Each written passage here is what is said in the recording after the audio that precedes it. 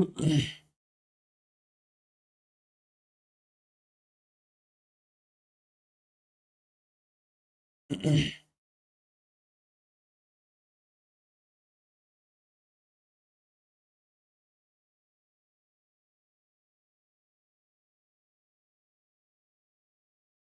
guys, good evening and welcome back again to your Unacademy NEET English channel.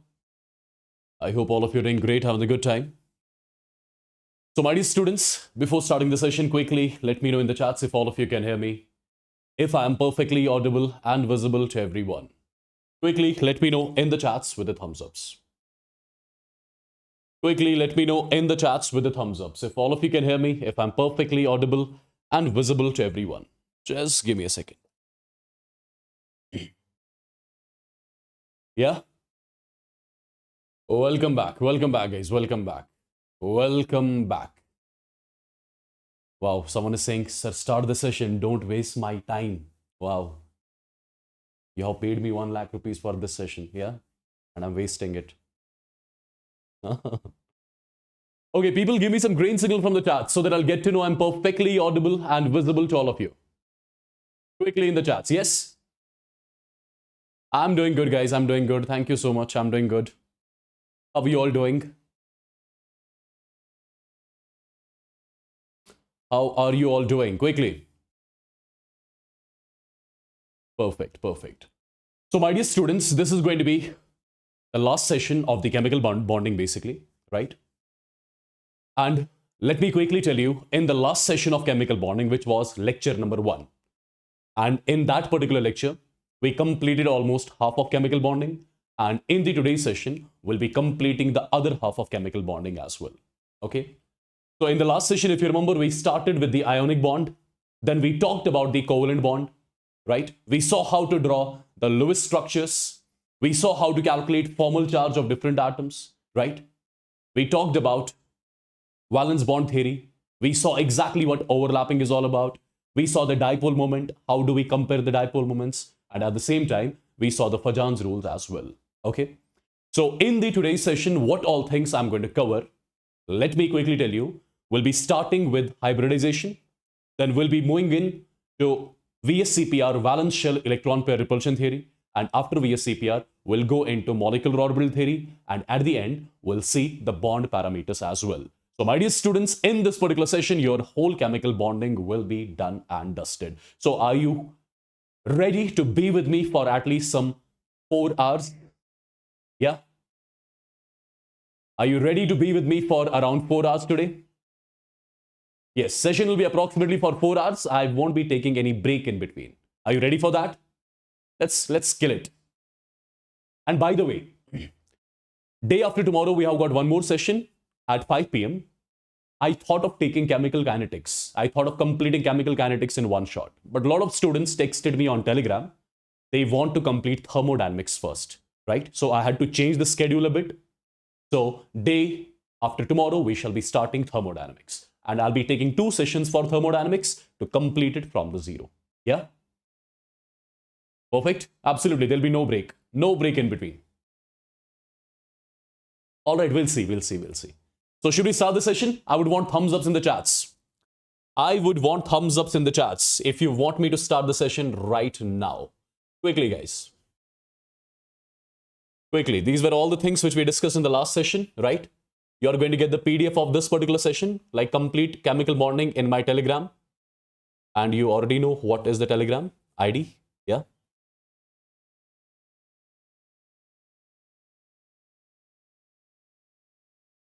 Just a second.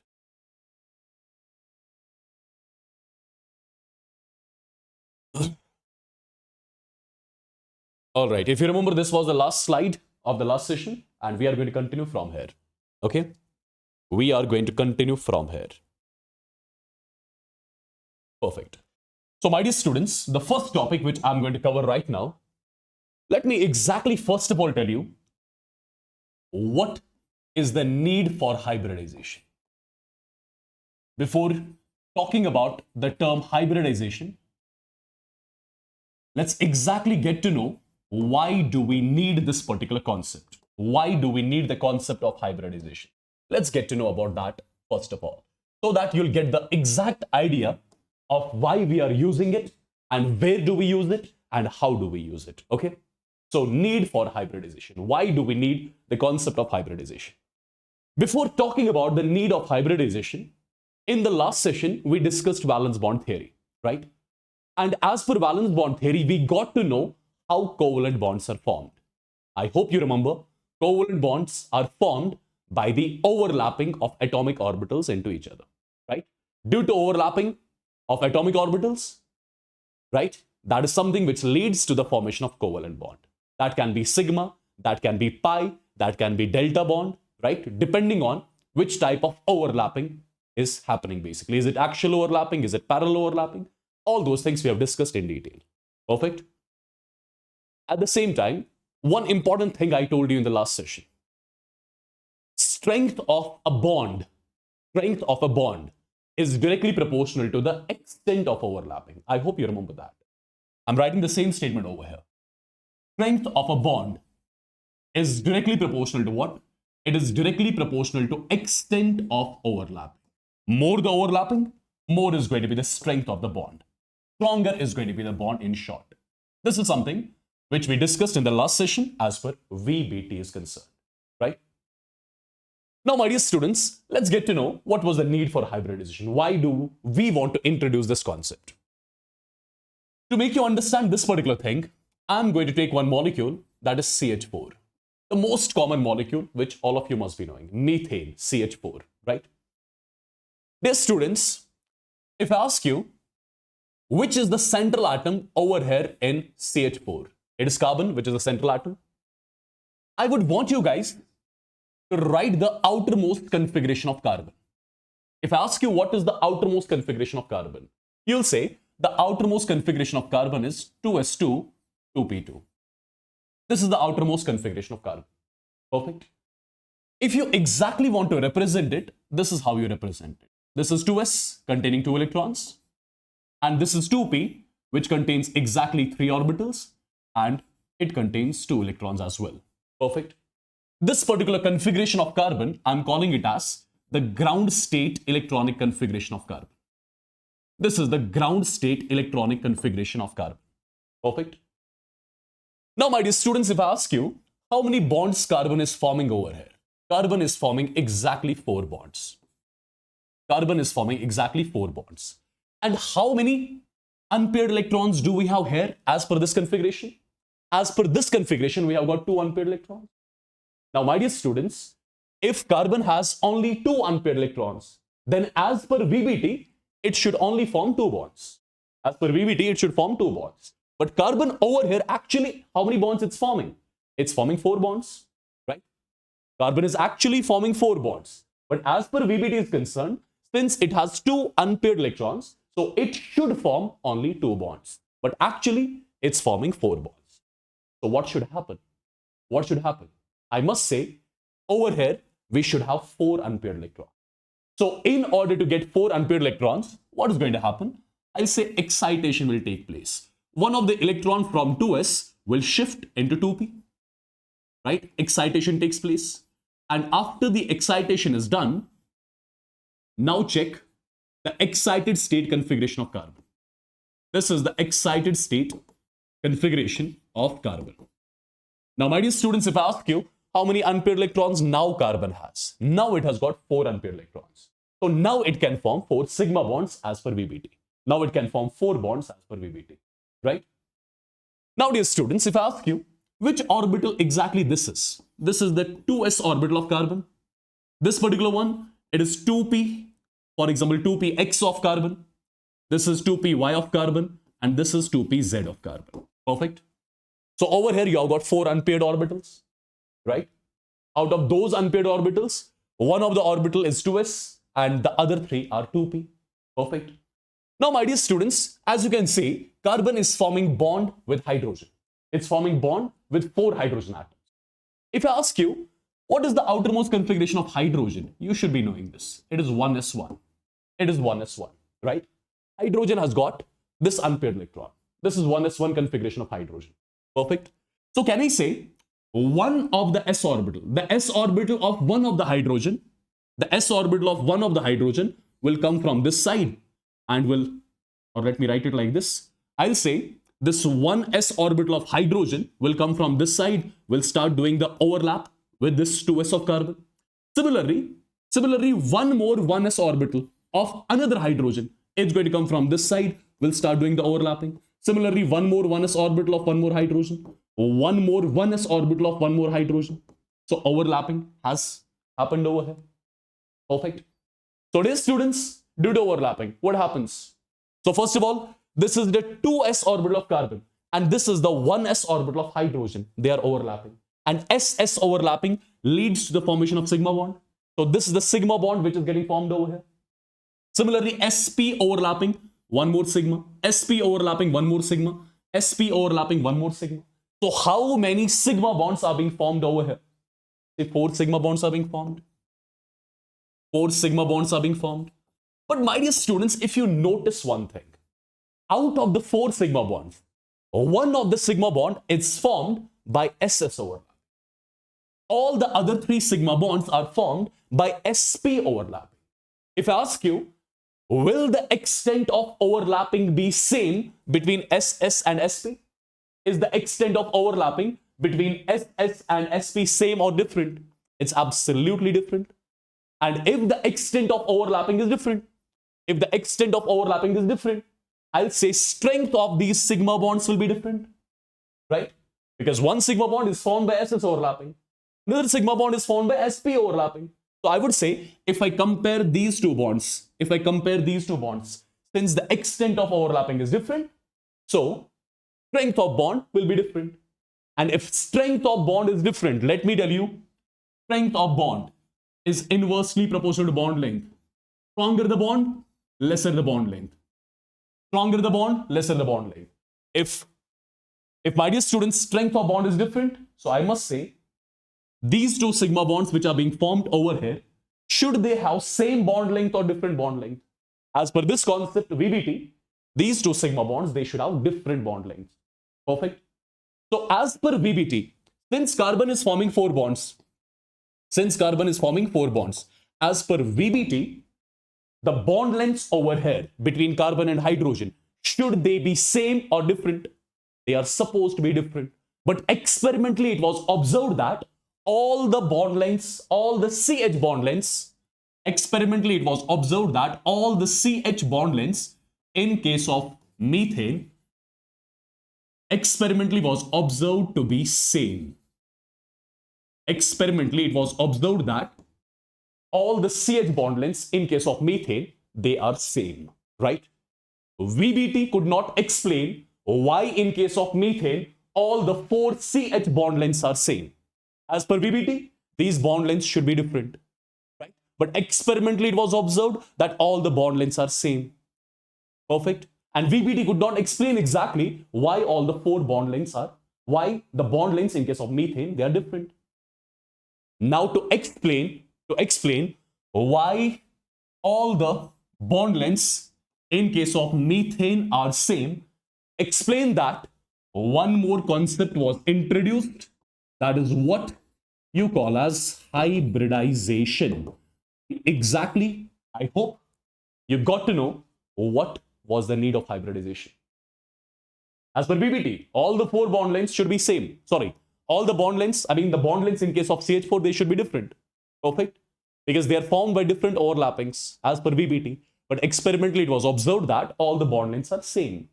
So to explain why all the bond lengths in methane are same, a new concept of hybridization was introduced, right?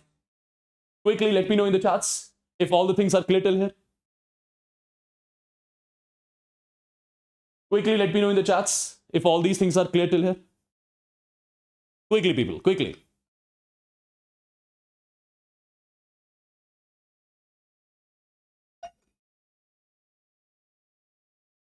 Quickly, let me know in the chats with the thumbs ups, everyone. Yeah? So if you got to know the need of hybridization, then it is the time to discuss hybridization. One of the interesting topics of chemical bonding. Yeah? One of the interesting topics and one of the scoring topic as well, because question is asked almost every year from this concept, hybridization. So let's get to know what this hybridization exactly is all about. My dear students, the first point related to hybridization, I'll first write few points, then I'll make you understand one by one. Okay. First thing, hybridization, it is a theoretical concept. It is a theoretical concept. That means this hybridization, it does not have any experimental background. It is a complete theoretical concept, right? Complete theoretical concept. It does not have any experimental background. Now, what this hybridization says? Hybridization, as per hybridization is concerned, what happens in hybridization? My dear students, atomic orbitals of a particular atom, atomic orbitals of a particular bonding atom,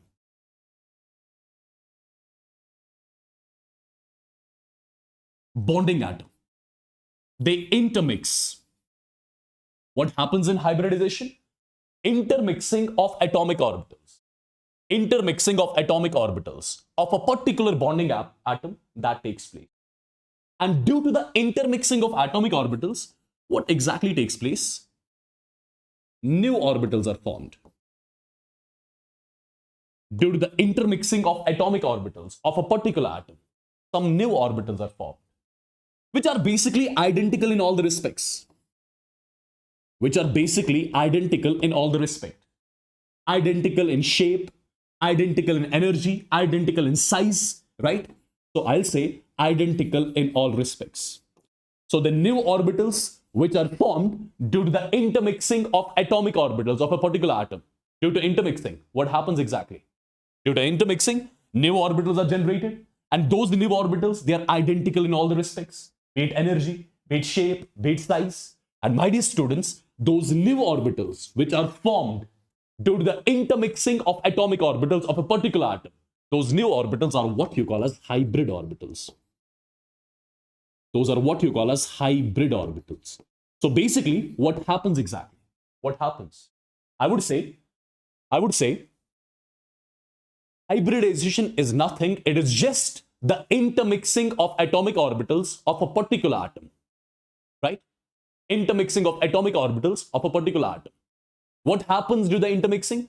Due to intermixing, new orbitals are generated, and those new orbitals, they are identical in all the respects, be it energy, be it shape, be it size, and those new orbitals are what you call as hybrid orbitals. Now the point is, how do you represent a hybrid orbital? A representation of hybrid orbital, my dear students. This is how you represent the hybrid orbital. One lobe is bigger in size and one lobe is smaller. This is how you represent the hybrid orbital. This is the hybrid orbital over here. Perfect. This is the hybrid orbital. Right, people? Now, at the same time, one more thing. Before going into the details of hybridization, let me tell you a few more important things about hybridization. Hybridization only takes place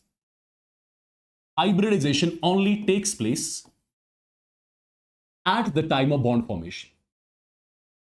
At the time of bond formation. So whenever an atom has to form a bond, at that time only you'll considering hybridization. So hybridization, it takes place only at the time of bond formation. Hybridization does not take place in an isolated atom. For example, I've got carbon with me. Let's say carbon does not have to form any bond.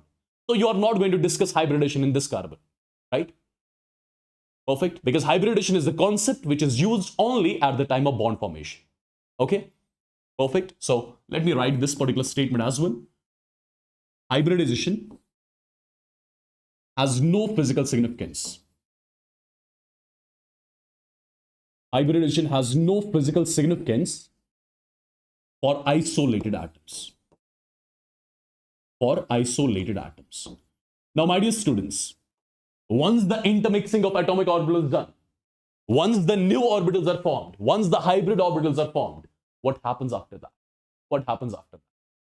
After that, my dear students, let me tell you, these hybrid orbitals containing electrons, they arrange themselves in such a way that there are minimum repulsions between them. Once hybrid orbitals are generated, the hybrid orbitals, they arrange themselves in such a way that there are minimum repulsions between them, right? So I must say hybrid orbitals containing electrons arrange themselves in such a way that there are minimum repulsions between them. Because lesser the repulsions, maximum the stability. Lesser the repulsions, more the stability. So once the hybrid orbitals are generated, the hybrid orbitals containing electrons, they arrange themselves in such a way that there are minimum repulsions between them. Okay, perfect. Dear students, one more thing about hybridization, then we'll see exactly how it's calculated, what kind of shapes are generated, all those things we'll see. Okay, just one more point. Dear students, since I told you, the hybrid orbitals containing electrons, they arrange themselves in such a way that there should be minimum repulsions between them. Okay, now one more thing. If you ask me which all orbitals participate in the intermixing, which all atomic orbitals can participate in the intermixing, let me tell you, completely filled orbitals,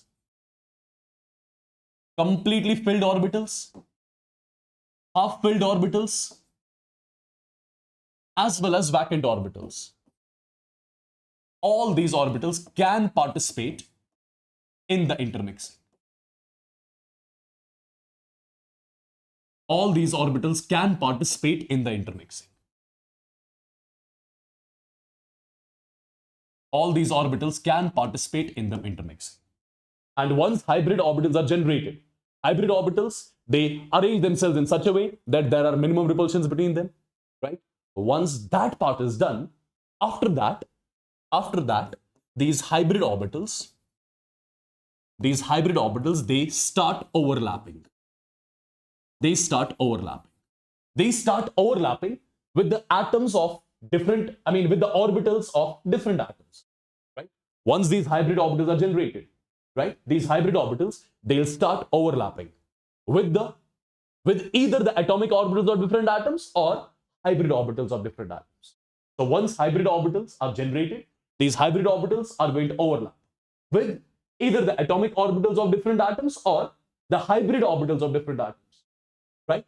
And let me tell you, overlapping of hybrid orbitals, it always leads to the formation of sigma bond. Overlapping of hybrid orbitals, it always leads to the formation of sigma bond. Except benzene, wherein hybrid orbitals overlap and they lead to the formation of pi bond. This is the only exception here. Okay. Now, my dear students, all these things we are going to apply in the examples. I hope all these things are absolutely clear to everyone till here. Okay? Perfect. Now it's time for the examples, but before going into the examples, before applying the concept of hybridization in the examples, before talking about the geometry of the molecules, I would like to share some more things with you. And what are those things? Let's have a look. My dear students, there is one special method by means of which we can calculate hybridization. That's what you call a steric number method. Steric number method. This is the method by means of which we can check the hybridization of different atoms in a molecule. Okay? Understand properly. Let me first of all tell you steric number. When you talk about steric number is equal to the number of sigma bonds which the central atom forms, the number of lone pairs which the central atom has. Sigma bonds which the central atom forms and the number of lone pairs which the central atom has. Okay? Now, dear students, based on steric number, we can talk about the hybridization. Remember a few things. Do remember, if the steric number comes out to be 2, the hybridization involved is going to be SP. Right? And in case of SP hybridization, let me tell you, the geometry is supposed to be linear. The geometry is supposed to be linear. So I would say geometry in case of sp hybridization is supposed to be linear. Point number one. Point number two. If the steric number comes out to be 3, the hybridization involved is going to be sp2, and the geometry involved is going to be trigonal planar. It's going to be trigonal planar, right? Similarly, my dear students, if the steric number comes out to be 4, the hybridization involved is going to be sp3, and the geometry involved is going to be tetrahedral. The geometry involved is going to be tetrahedral, right? Perfect. Similarly, my dear students, if the steric number comes out to be 5, the hybridization is going to be sp3d, and the geometry involved is going to be trigonal bipyramidal. Trigonal bipyramidal. Similarly, if the steric number comes out to be 6, the hybridization involved is going to be sp3d2, and the geometry involved is going to be octahedral. It's going to be octahedral. And my dear students, if the steric number comes out to be 7, the hybridization is going to be sp3d3, and the geometry involved is going to be pentagonal bipyramidal. It's going to be pentagonal bipyramidal, right? These are few things which you have to remember first of all. Apart from that, there are some more things as well. When you talk about the tetrahedral geometry, when you talk about sp3 hybridization, which all orbitals participate in the hybridization? It is one of the s orbital and 3 p orbitals.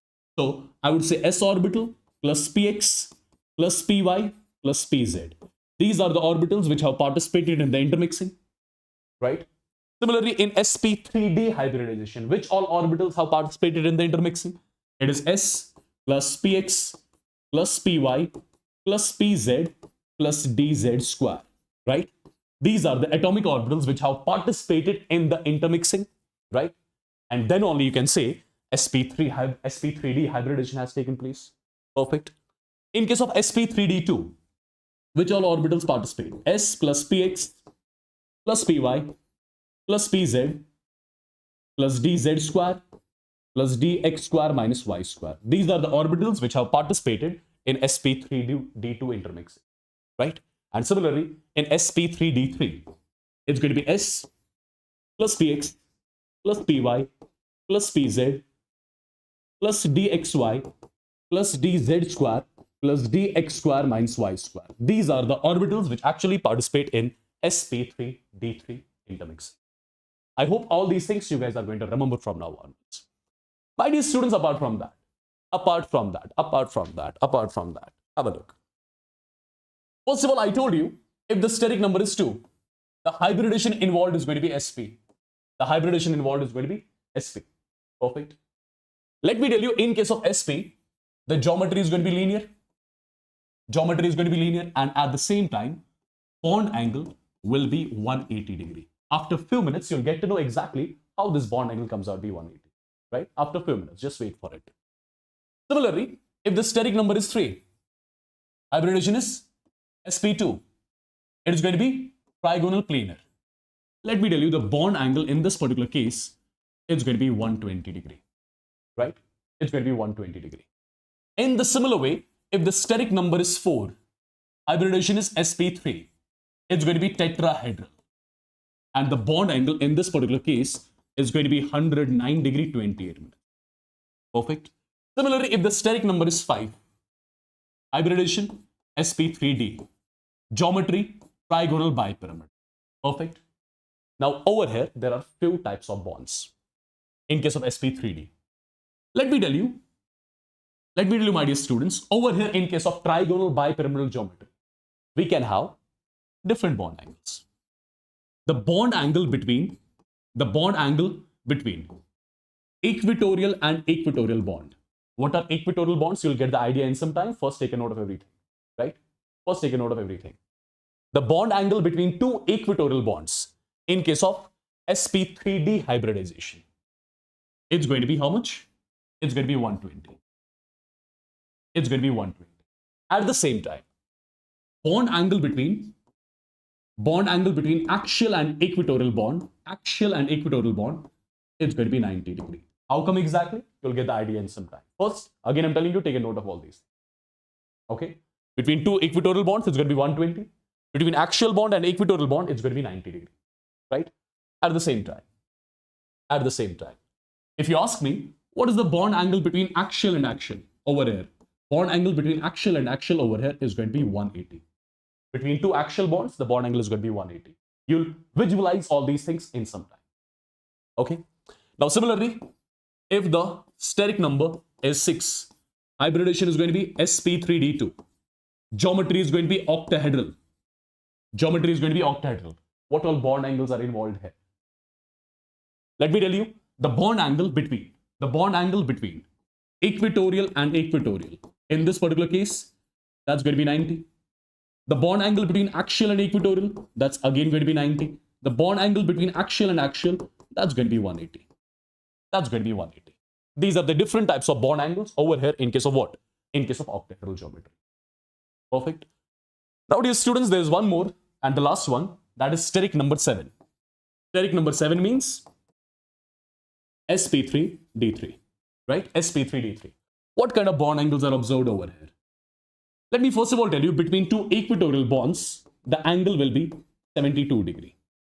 Between axial and equatorial,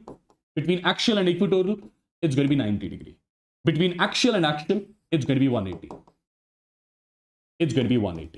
Now, my dear students, all these things which you have taken a note of, let's try to understand all these things in detail. Okay, let's try to understand all these things in detail. And dear students, one thing which I forgot to write over here. What is that? Since I told you, in case of hybridization, what happens? Intermixing of atomic orbitals takes place, due to which new orbitals are formed. And those new orbitals, they're identical in all the respects. Those new orbitals are what you call as hybrid orbitals. Let me tell you one more thing. Number of atomic orbitals which are participating in intermixing, is always equal to the number of hybrid orbitals formed.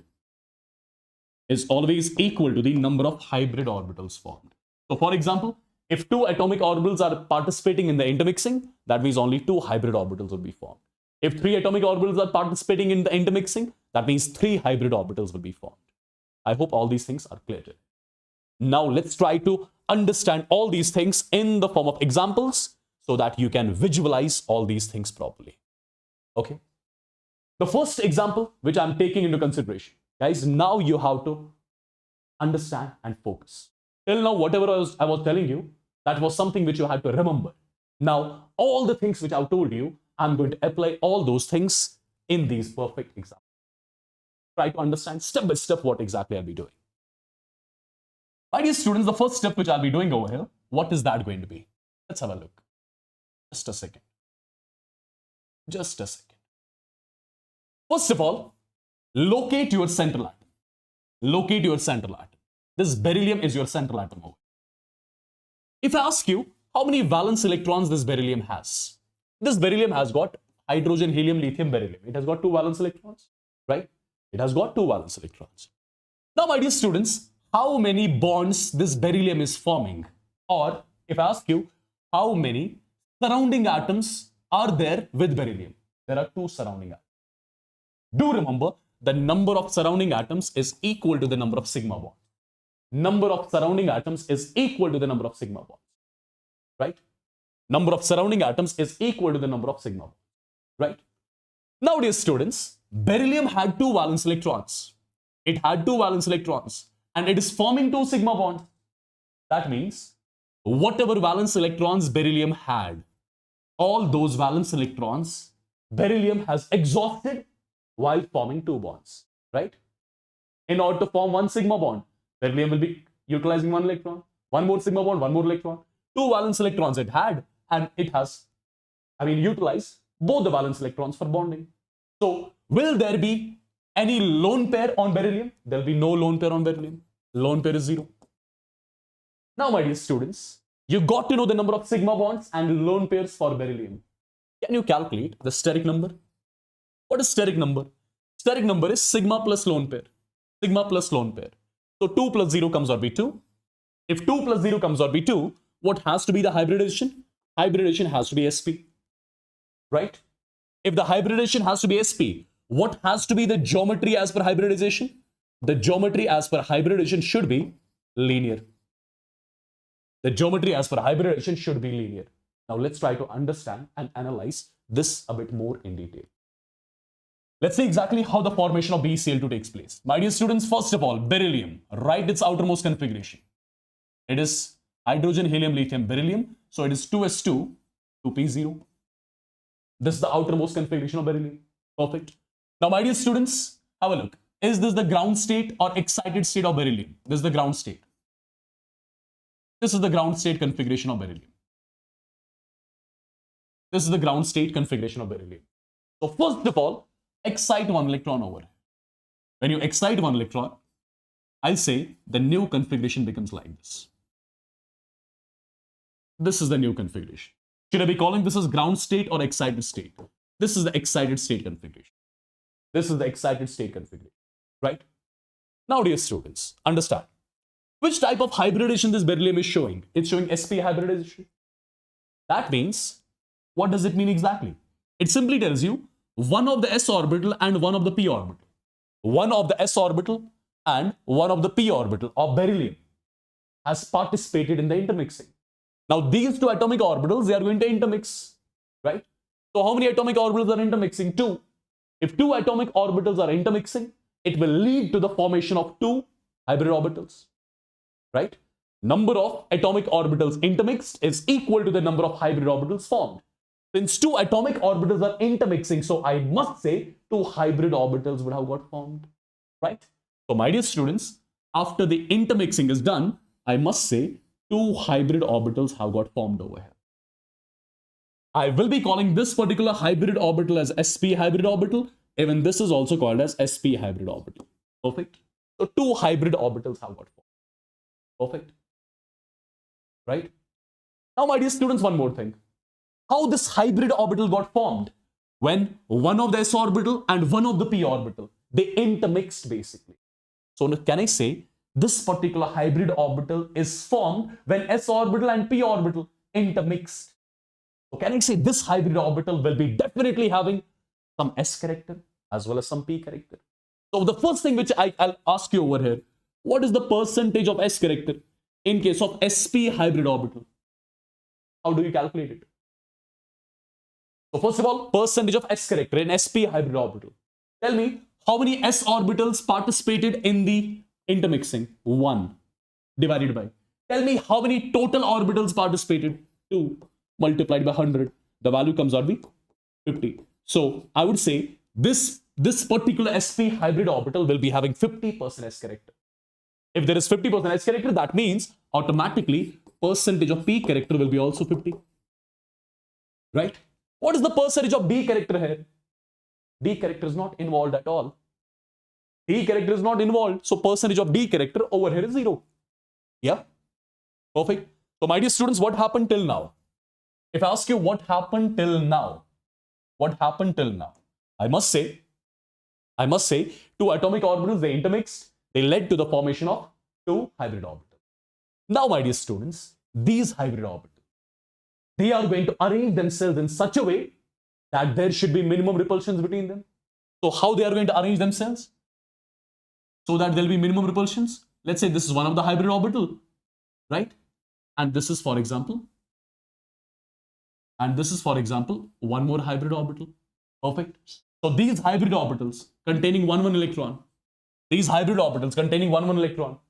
they arrange themselves in such a way that there are minimum repulsions between them. Right? Right? Minimum repulsions means maximum stability. Perfect. Now, my dear students, what is going to happen after this? Since hybrid orbitals are formed, perfect. Now, these hybrid orbitals, they will overlap. They will overlap with what? See, beryllium is forming bonds with chlorine, right? Beryllium is forming bonds with chlorine. If I ask you what is the outermost configuration of chlorine, you'll say 3p5 is the outermost configuration of chlorine. 3p5. If you exactly write it, it's 1, 2, 3, 4, 5. So over here you have got 1p orbital, which is unpaired. So I would say one of the unpaired p orbital from chlorine. one of the unpaired p orbital from chlorine will come from this side. One of the unpaired p orbital, pure p orbital of chlorine will come from this side and will do the overlap. One more p orbital of one more chlorine will come from this side and will do the overlap. So what happened exactly? What happened exactly? Do you check it? What happened? Can I say axial overlapping? Axial overlapping, which leads to the formation of sigma bond. So I must say one of the sigma bond got formed here and one more sigma bond got formed here. And this particular sigma bond is formed when pure p orbital of chlorine overlapped with sp hybrid orbital of beryllium. So this sigma bond is formed when sp hybrid orbital of beryllium overlapped with the pure p orbital of chlorine. So this is spp overlapping. Similarly, this particular overlapping is again spp overlapping. SPP overlapping. Now you tell me, is the overlapping same in both the cases? Overlapping is same. And if the overlapping is same, that means the extent of overlapping is same. If the extent of overlapping is same, I'll say strength of bond will be same. Strength of both these bonds will be same. And if the strength of both the bonds is same, what does that mean? That means both the bond lengths will be same. I hope this is absolutely damn clear to you. So this is your beryllium. This is one chlorine and this is one chlorine. And what is the bond angle over here? I must say 180 degrees the bond angle. I hope all these things are absolutely damn clear to you. Quickly in the chats with the thumbs up.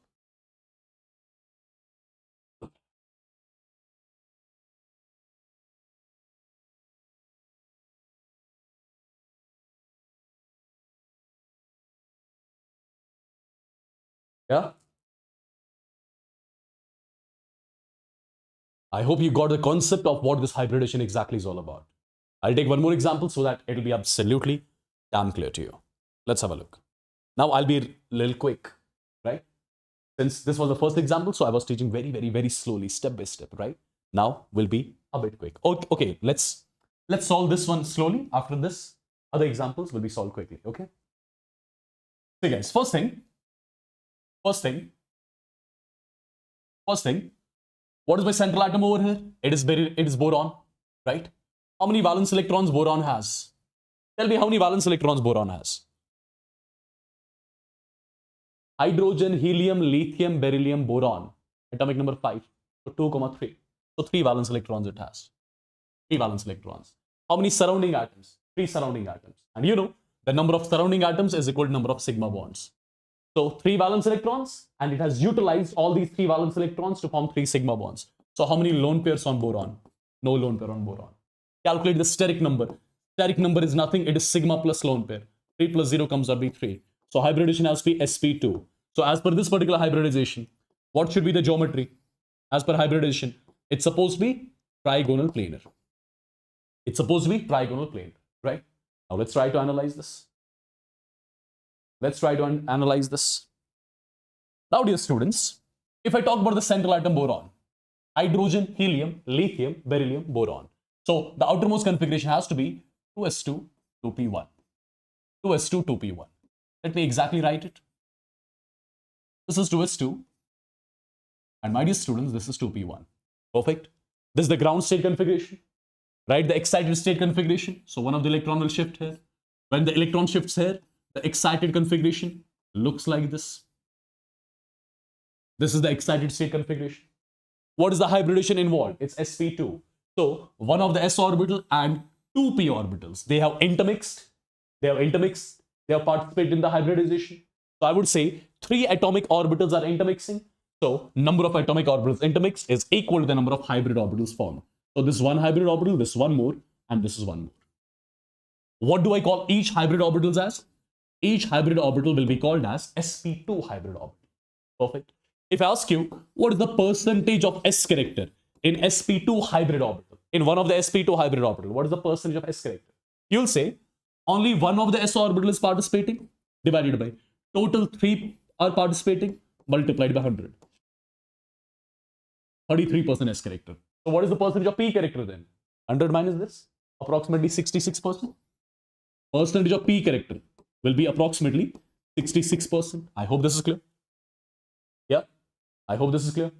Now at the same time, how many hybrid orbitals got formed? I must say 3 hybrid orbitals got formed.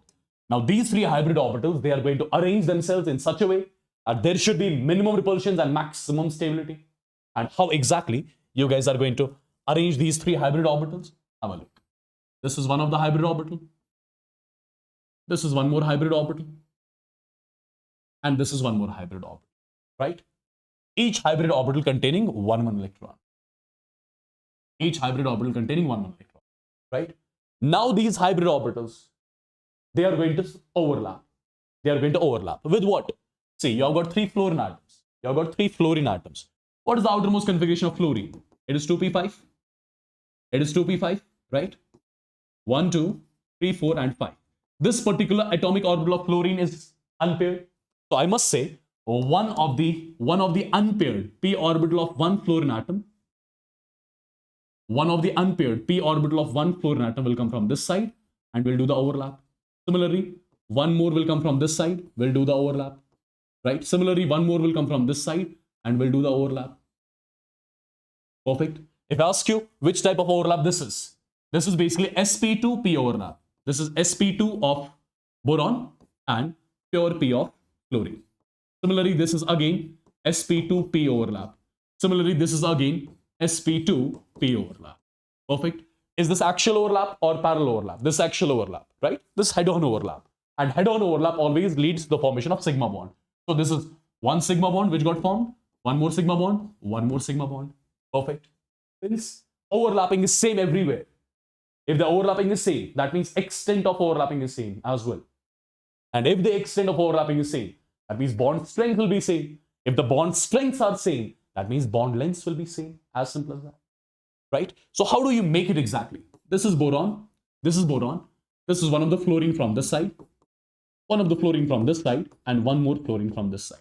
This is your trigonal planar geometry. This is your trigonal planar geometry. Now, if I ask you, what is the bond angle over here? What is the bond angle over here? It's absolutely going to be 120 degree. Perfect, which I told you already. In case of sp2, the bond angle is going to be 120. Clear, people? Is this clear to everyone? Is this clear to everyone quickly? Quickly, let me know. Is this absolutely clear? Say yes or no in the chats. Everyone in the chats, quickly.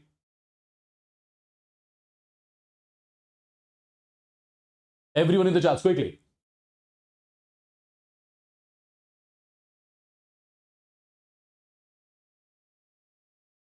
I want everyone to say it. Yes or no.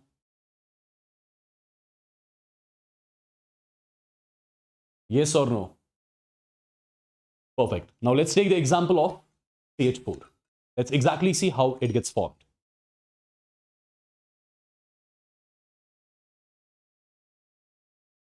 Let's take the example of CH4. See guys, first thing, valence electrons of carbon, 4. How many sigma bonds? 4. 4 valence electrons, 4 sigma bonds. 0 lone pair. Steric number, 4 plus 0, 4. Hybridization, sp3. Geometry predicted through hybridization, tetrahedral. Correct? Tetrahedral. Now guys, look at carbon. Outermost configuration of carbon, 2s2, 2p2. How does it look like? 2s containing 2 and 2p containing 2 electrons as well. Is this ground state or excited state? This is ground state. Okay, let's exactly see the excited state of carbon. One of the electrons shifts. So I must say, this is the excited state of carbon. This is the excited state of carbon. Now, which hybridization is being involved? sp3. So one of the s orbital and 3p orbitals. So one of the s orbital and 3p orbitals. They have intermixed, and the number of atomic orbitals intermixing is equal to number of hybrid orbitals formed. So how many hybrid orbitals are formed there? 1, 2, 3, and 4, right? Each hybrid orbital I'll be calling as sp3 hybrid orbital. If I ask you, what is the percentage of s character in case of sp3 hybrid orbital? How many s orbitals are involved in the hybridization? 1. Total, how many orbitals are involved? 4. Multiplied by 100. The value comes out to be 25%. So 25% is the s character. Similarly, how much is the percentage of p character? It's going to be 75%. Well, after this, how many hybrid orbitals got formed? 4 hybrid orbitals. Now, my dear students, these four hybrid orbitals, they are going to arrange themselves in such a way that there should be minimum repulsions between them. So this is one of the hybrid orbital, one more hybrid orbital, one more hybrid orbital, and one more hybrid orbital. So these four hybrid orbitals containing one electron each, they have arranged themselves in such a way that there are minimum repulsions between them. Now, my dear students, what exactly is going to happen? Since carbon is forming bonds with hydrogen, right? And hydrogen configuration, that's 1s1. So I'll say one of the s orbital of hydrogen will come from this side and will do the overlap. One more from this side, overlapping done. One more from this side, overlapping done. One more from this side, overlapping done, right? So which type of overlapping this is? I'll say this is sp3s overlapping. This is sp3s overlapping. This is also sp3s, sp3s, sp3s. And hybrid orbitals, they always lead to the formation of sigma bonds. So all the four bonds are basically your sigma bonds. All the four bonds are basically your sigma bonds. Correct? All the four bonds are sigma bonds, which are formed by sp3s overlapping. So everywhere overlapping is same. If everywhere overlapping is same, what does that mean? Strength of bond, strength of all the four bonds will be same. And if the strength of all the bonds is same, what does that mean? All the bond lengths in case of CH4 is same. Now tell me whether hybridization explain the same bond lengths in CH4 or not. Say yes or no in the chats. Say yes or no in the chats.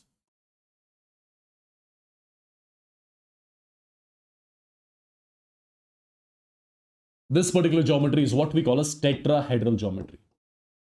Perfect. And this particular bond angle, right? It's going to be 109 degree, 28 minutes. Yeah. Is it clear, people? Quickly, quickly, quickly.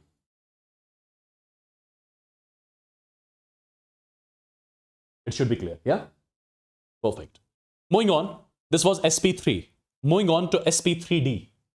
Moving on to sp3d. Have a look. Look at this particular scenario. Phosphorus is the central atom. How many valence electrons phosphorus has? Phosphorus belongs to nitrogen family, and nitrogen family has got 5 electrons in its valence shell. So it has got 5 valence electrons. How many surrounding atoms? 5. Number of surrounding atoms is equal to the number of sigma bonds, right? Perfect. Now people, 5 valence electrons, 5 sigma bonds. So there is no lone pair on phosphorus, right? Steric number, sigma plus lone pair, 5. Hybridization, sp3d. Geometry predicted through hybridization, trigonal bipyramidal. Trigonal bipyramidal, right? Now look at its formation, and there are few things which are important, right? Understand. If I talk about phosphorus, what is the outermost configuration of phosphorus? It is going to be 3s2, 3p3. Correct? Phosphorus belongs to nitrogen family. Nitrogen has got 2s2, 2p3. So phosphorus just comes below it. So it has to be 3s2, 3p3. Yeah? So this is 3s containing 2 electrons. And my dear students, this is 3p containing 3 electrons. If I ask you, will there be 3d as well? Absolutely, there will be 3d, but that will be containing 0 electrons. 3d is containing 0 electrons. So I'm not showing 3d over here. Or let me show 3d also. Right? 5 orbitals of 3d. Now, is it the ground state or excited state? This is the ground state.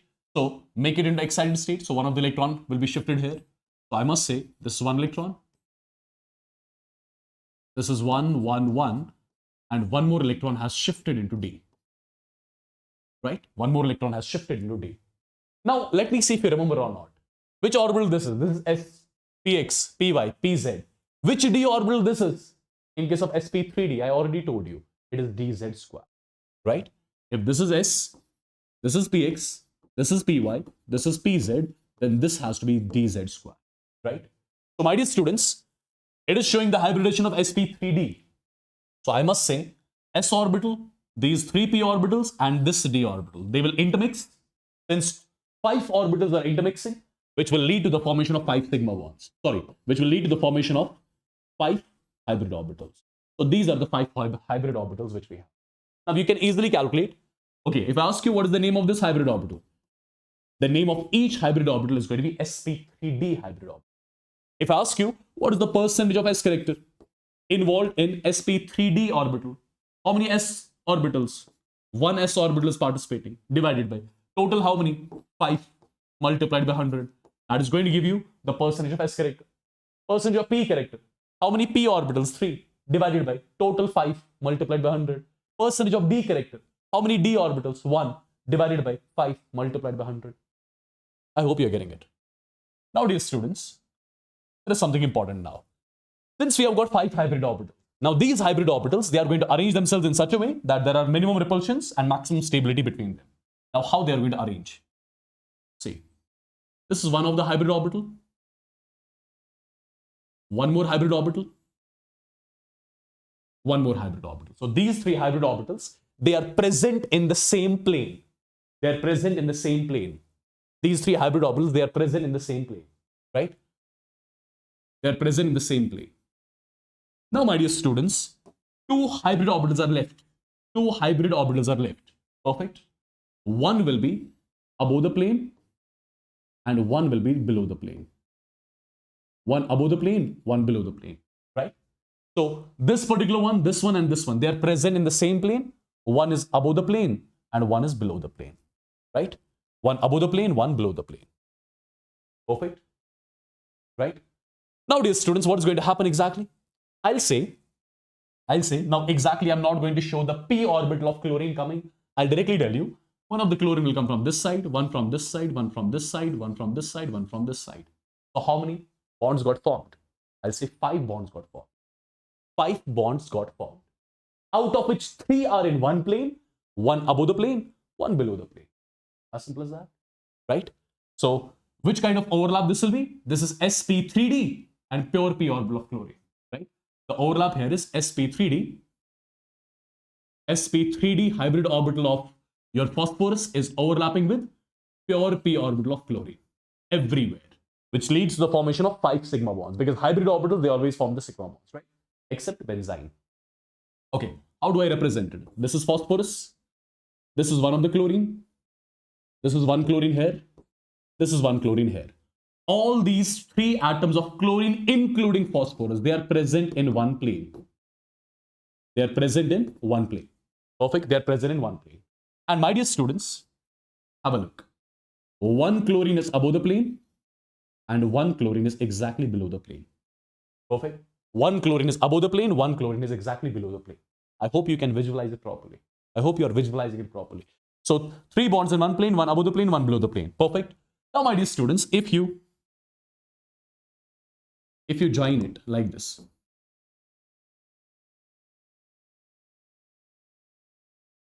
if you join the axial atoms with the equatorial atoms, what kind of shape did you get over here? This particular shape is what you call as trigonal bipyramidal shape. This is what you call as trigonal bipyramidal shape. And my dear students, look at these particular bonds. This particular bond, this particular bond, and this particular bond. These 3 bonds, they are present in the same plane. And I'll be calling these bonds as equatorial bonds. These are called as equatorial bonds, right? And the 2 bonds, one above the plane, one below the plane. These are what I call as axial bonds, right? So red colored lines are your equatorial bonds and yellow colored lines are your axial bonds. Perfect. There are a few things which I told you in the beginning. If I ask you, what is the angle between this axial and this equatorial? It is 90. This axial, this equatorial, 90, right? So this axial is making 390 degrees over here. 190, one more 90, one more 90 with this. Perfect. And similarly, if you talk about this particular chlorine, this axial bond, it's again forming 390 degrees over here. I hope you are visualizing. Since these 3 bonds, they are present in same plane, right? One bond is perpendicular to it. One bond is perpendicular to all the 3 bonds which are present in the equatorial plane. Yeah. So if I ask you, how many 90-degree angles are being formed here? If you ask me, how many 90-degree angles are formed here? Quickly let me know in the chats. I want to see whether you are able to visualize it properly or not. This particular axial bond, it is forming 390 bonds. One with this, and one with this. And similarly, this particular axial bond, it is also forming 390 degrees. One with this, and one with this. Perfect. So there are 6 90-degree angles which are being formed over. Yeah, there are 690-degree angles. Perfect. If I ask you, how many 120-degree angles are there? How many 120-degree angles are there? 120-degree angles are there between the equatorial ones. This equatorial, 120. This and this, 120. This and this, 120. So three 120-degree angles, right? Perfect. If I ask you, what about this axial and this axial? This axial and this axial, it's 180. It is 180. Perfect. So three types of bonds are here. Exactly. Patel साहब ये Hindi channel नहीं है, channel का नाम पढ़ो, यहाँ पे लिखा है अनअकैडमी नीट इंग्लिश। कदे भी बहुत देखे मैंने, बट आप जैसा कोई। Okay, I'm supposed to teach in English. Quickly, let me know in the chats if all these things are clear.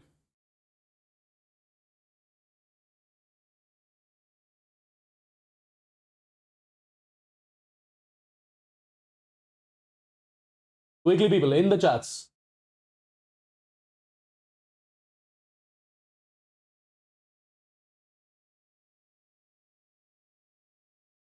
Done? Is this clear to everyone quickly? One more important thing. This particular axial bond length in case of trigonal bipyramidal geometry. Do remember one more thing. Axial bond length is greater than that of equatorial bond length. These are equatorial bond lengths, right? This is axial bond. Axial bond length will be greater than that of equatorial bond lengths. Why is that? Because this particular chlorine, it will be experiencing repulsions from the equatorial chlorine atoms. Similarly, this particular chlorine, it will be experiencing repulsions from the equatorial chlorine atoms. Due to which what will be happening? Due to which, I must say, the axial bond length will be greater than that of equatorial bond length. So take a note of that point as well. Okay? Axial bond length is greater than that of equatorial bond length. Equatorial bond length. In case of which geometry? In case of trigonal bipyramidal geometry. Hope this is also clear to everyone. Perfecto. All right. So this was your PCL5 geometry, right? I mean, this was your SP3D geometry. Now let's have a look on SP3D2. Perfect. So we will have a look on this particular thing as well. Dear students, if I ask you, how many valence electrons sulfur has? Sulfur belongs to oxygen family, and oxygen family has got 6 valence electrons. So you have got 6 valence electrons. How many surrounding atoms? 6. The number of surrounding atoms is equal to the number of sigma bonds. So 6 sigma bonds. How many lone pairs on sulfur? 0 lone pair. Steric number 6 plus 0. That's 6. Hybridization sp3d2. Geometry has to be. The geometry has to be octahedral. Right? Now let's try to understand how this particular molecule gets formed. So first of all, if I talk about sulfur, sulfur comes in oxygen family. Oxygen has got the outermost configuration of 2s2, 2p4. So this will be having 3s2, 3p4. 3s2, 3p4. This will be 3d0. Perfect. This will be 3d0. Try to understand now. This is 3s containing 2 electrons.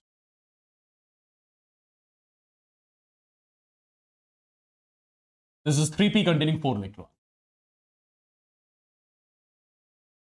This is 3d containing 0 electrons. First of all, what is going to happen? One of the electron will get excited to here, and one of the electron will excite, for example, till here. So what is the excited state configuration? This is how your excited state configuration looks like over here.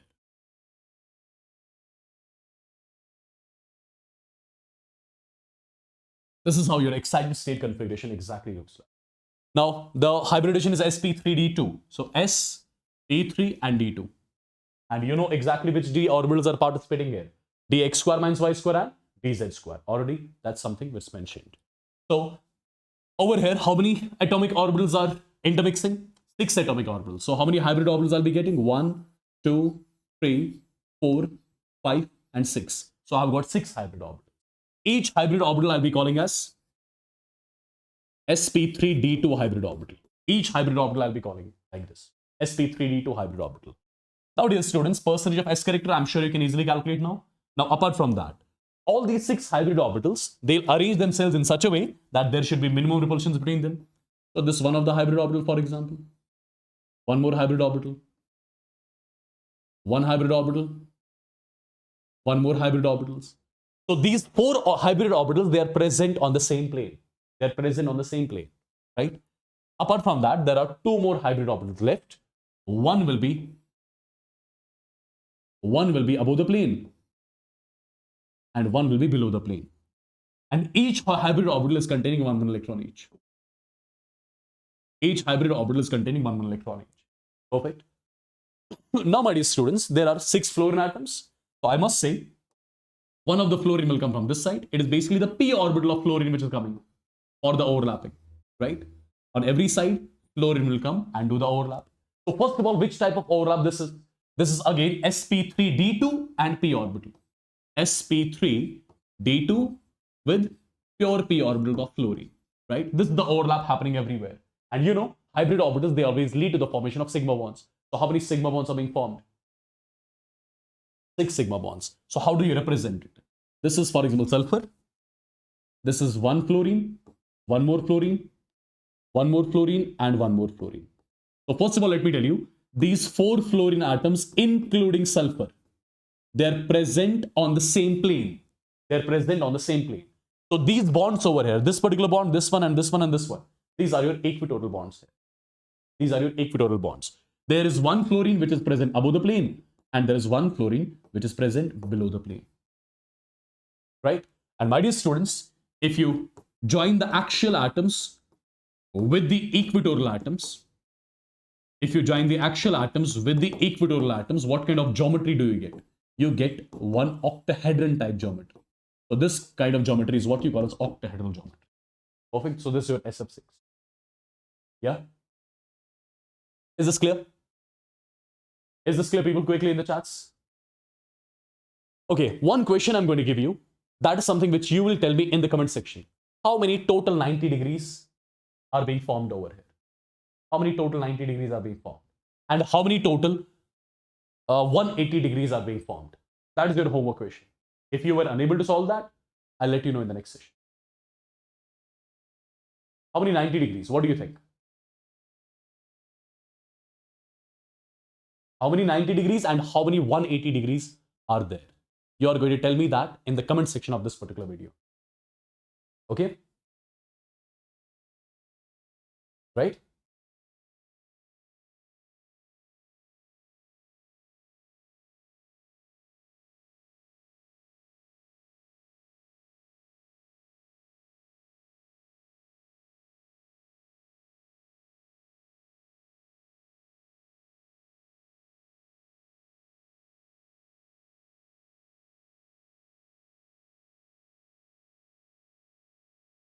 All right, this is something which you will be letting me know in the comment section. Okay, if you were unable to do it, then do mention in the comments. I'll pin it in the comment section of the video once the video ends. Okay. Now at the end, we have got IF7. So again, I'm not going to teach this in detail, this sp3d3 and how it exactly looks like. At the end, I'm going to show you that. This is I, one of the fluorine, one more fluorine on this side, one fluorine, and one more fluorine.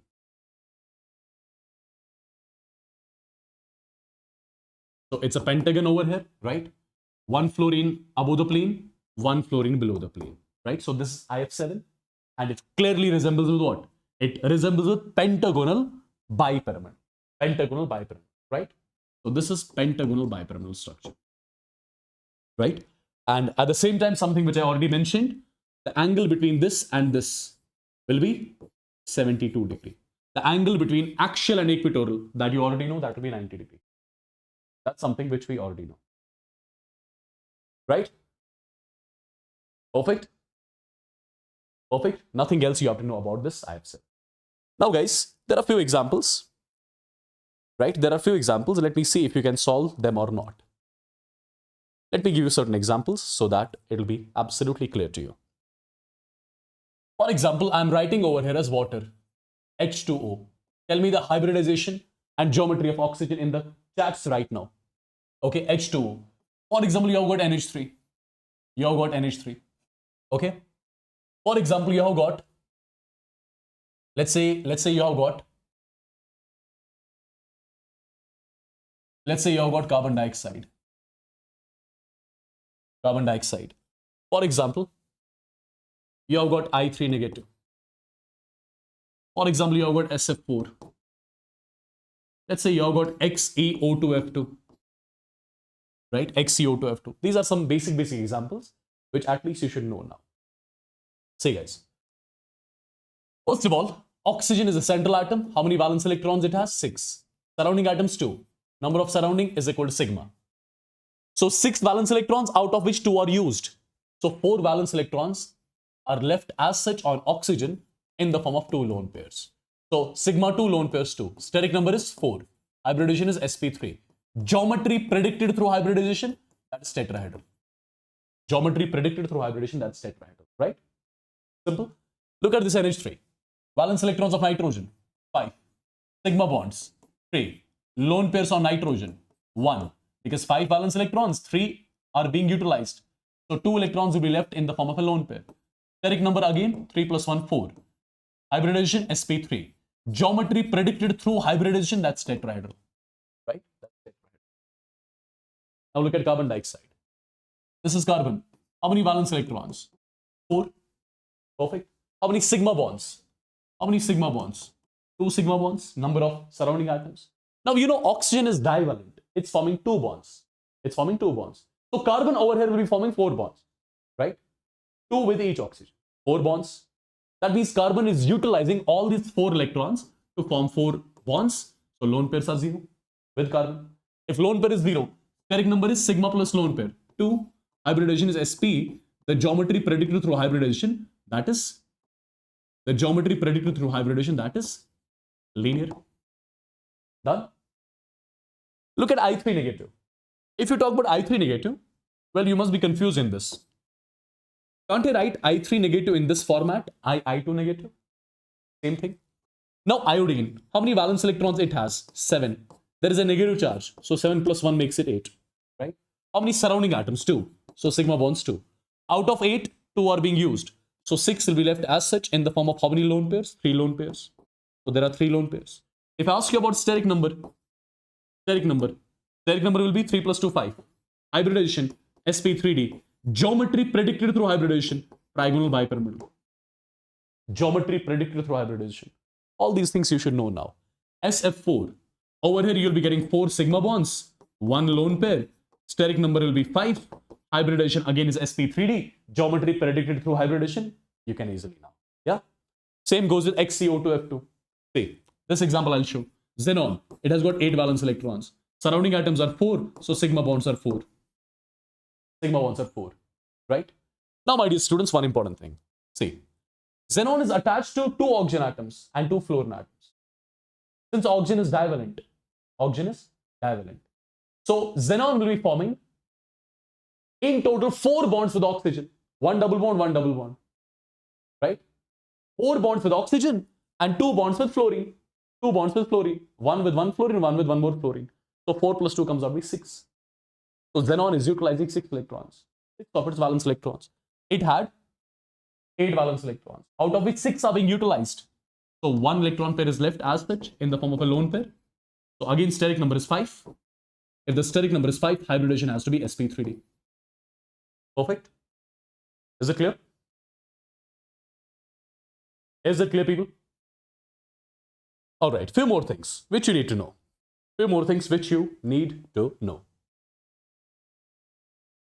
Well, my dear students, there is some basic thing which I'm sure every one of you would be knowing. How do you predict hybridization through structures? This is carbon, single bond carbon. And these are 3 hydrogen atoms on this side. And these are 3 hydrogen atoms from this side. This is something complete basics which every one of you, I'm sure, would be already knowing.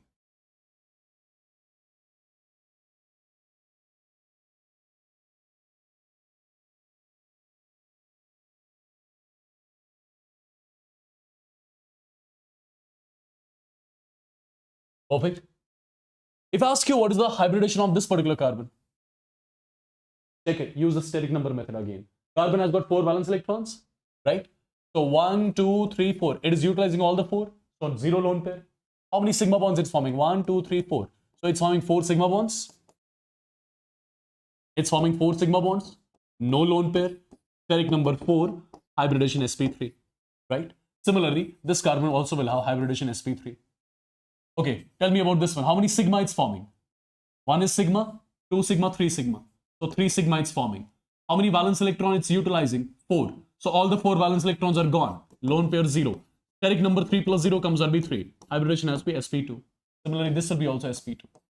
And at the same time, this will be sp and this will be also sp. This is something which all of you must be knowing easily, right? Similarly, when it comes to, for example, NH3, you know NH3 structure, right? This is the structure of your NH3. So 1 sigma, 2 sigma, 3 sigma. 3 sigma and 1 lone pair. Steric number 4. Hybridization directly sp3. So hybridization can be calculated with the help of structure as well. I hope it is clear to everyone. I hope it's clear to everyone.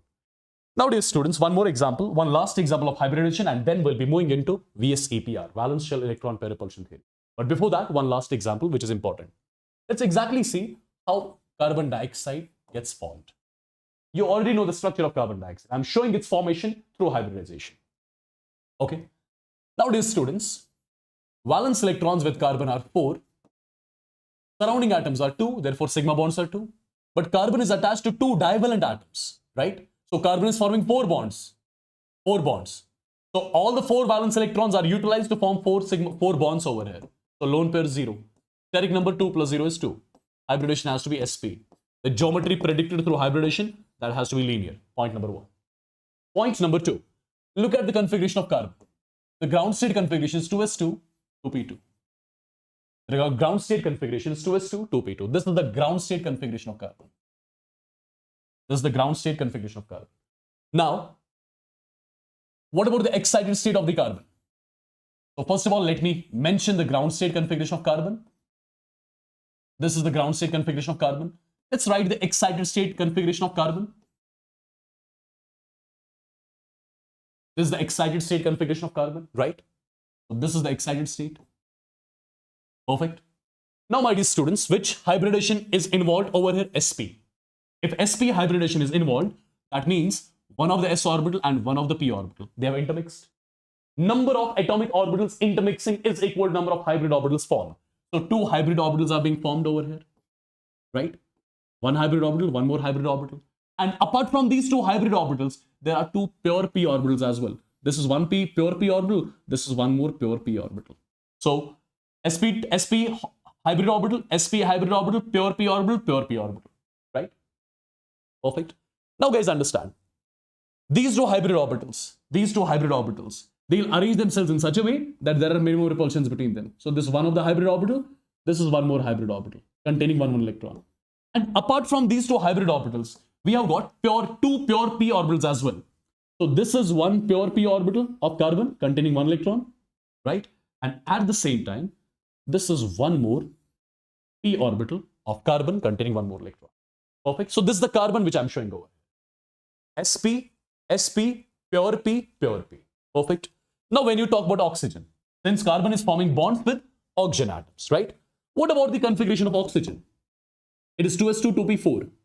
It is 2p4 basically, right? So how do you represent this 2p4? 1, 2, 3, and 4. Perfect. This one is completely filled. This one is half filled. This one is half filled, right? So I must say, let's call this as pz. Let's call this as py. Let's call this as px. Okay, and I'm considering this particular axis as z-axis. This axis I'm considering as the z-axis. So, my dear students, I will say simply one thing. I'll say one of the pz orbital, this pz orbital of oxygen will come from this side and will do the overlap. So this particular overlap with one oxygen atom. Similarly, one more oxygen atom will come from this side and its pz will also overlap like this. So these 2 overlaps, these are basically sp, and pure p. sp, pure p. So sp and pure p. And you know, these are the overlaps in which hybrid orbitals are involved. So they are supposed to be sigma 1. So this is sigma and this is sigma. Well, apart from this, as you can see, since I've utilized one of the p orbital of oxygen over here, similarly, there is one more oxygen atom whose p orbital I've utilized. So that means there will be 2 more orbitals over here as such, right? There'll be two more orbitals over here as such. So let's assume that this is the py orbital of oxygen, right? This is py orbital of oxygen, and at the same time, let's assume that this is pz orbital of oxygen containing two electrons. My dear students, do you see this particular p orbital of carbon and this particular p orbital of oxygen? Are they parallel? Yes, they are parallel. So they can show the overlapping. So this is parallel overlapping, which leads to the formation of pi bond. And which pi bond gets formed over here? This is P, this is P. So it's P pi bond.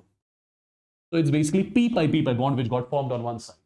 Similarly, look at this particular oxygen. Look at another oxygen, I mean. Another oxygen has got the same configuration. One of the p orbital is already utilized. Now, one p orbital is half filled, one p orbital is completely filled, right? Let's assume this p orbital is half filled. Okay, this p orbital is half filled. And, for example, this p orbital is completely filled. Now, my dear students, can you just imagine one thing? This particular p orbital and this particular p orbital, they are parallel. So again, they can do the parallel overlapping. And parallel overlapping leads to the formation of pi bond. So again, over here, p pi bond got formed. So this is p pi bond again. Perfect. So how do I represent finally? This is carbon. First, it formed two sigma bonds with oxygen. Then it formed two pi bonds with oxygen. And which pi bonds are involved over here? These are p pi bonds which got formed over here. Let me know once in the chats quickly if all these things are clear to you. This is the structure of your carbon dioxide basically. I hope you exactly got to know how carbon dioxide formation exactly is explained through hybridization. Quickly in the charts.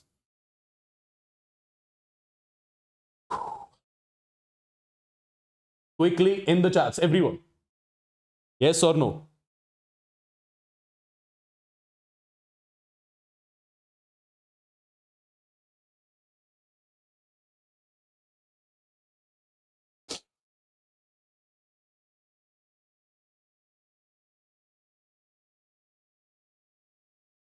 Perfect. All right. So this was your concept of hybridization and its involvement in different molecules. Right? And now, guys, we are going to move into one more important topic, that is valence shell electron pair repulsion theory.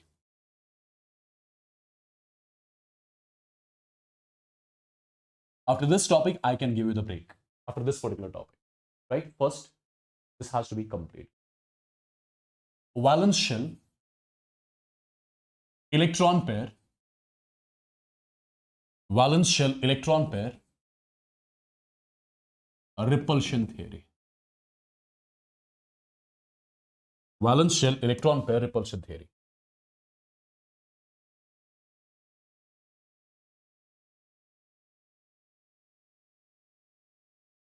Right? Let's try to understand this now. Let's try to understand this particular theory now.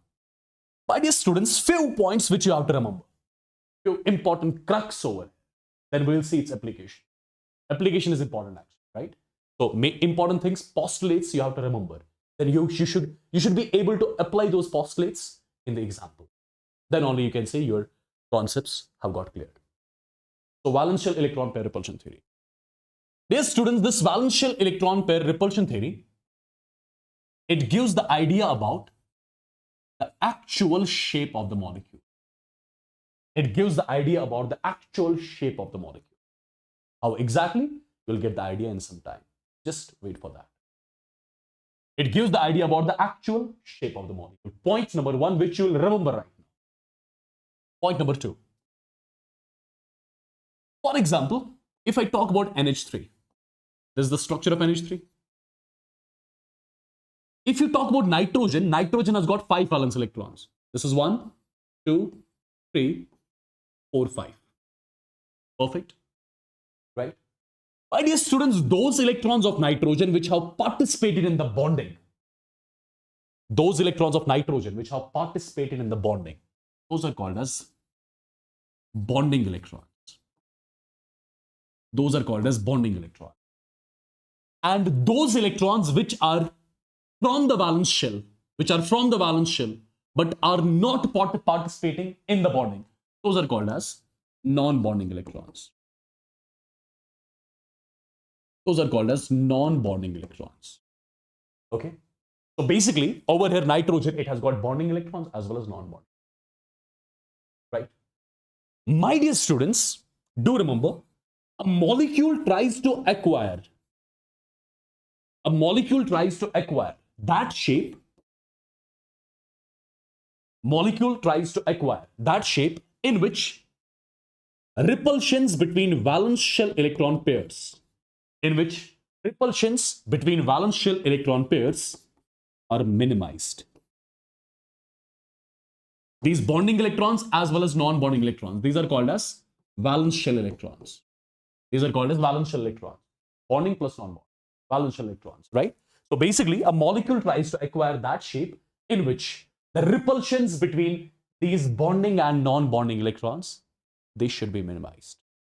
This is the only factor, only thing in which this VSEPR is completely based upon. A molecule is going to acquire that particular shape in which the repulsions between these valence shell electron pairs are minimized, right? And you know, lesser the repulsions, lesser the energy, more the stability. So molecule tries to acquire that shape in which the repulsions between these electron pairs are minimized. Therefore, energy is minimized and stability is maximum. Okay? Point number one. Point number two. Do remember this particular thing as well. Whenever in a molecule, the central atom does not have any lone pair. Whenever in a molecule, the central atom does not have any lone pair. Do remember, whenever you'll be having a molecule in which the central atom does not have any lone pair, remember, the geometry which is predicted through hybridization will be same as that of actual shape of the molecule. The geometry which is predicted through hybridization, that will be same as that of actual shape of the molecule. Point number one, important. Number two, if the central atom will be having lone pair, if the central atom has a lone pair, then at that point of time, whatever geometry we will predict through hybridization, that won't be same as that of the actual shape of the molecule. These are the two most important things which you should know, my dear student. Right? Whenever the central atom in the molecule has zero lone pairs, that means whatever geometry you have predicted through hybridization, that will be the actual shape. And if there is a lone pair on the central atom, whatever geometry you have predicted through hybridization, that is not going to be the actual. Okay? Now we have to discuss basically the actual shapes of different molecules. That's amazing here. That's important at the same time from which question. Okay? So three things which I would want you guys to remember for now. There are other things as well, bond angles, etc., which I'll be dealing with separately, right? First thing, it gives me the idea about the actual shape. How exactly you'll get the idea in some time, right? If you talk about the central atom has got two types of electrons: bonding electrons, non-bonding electrons.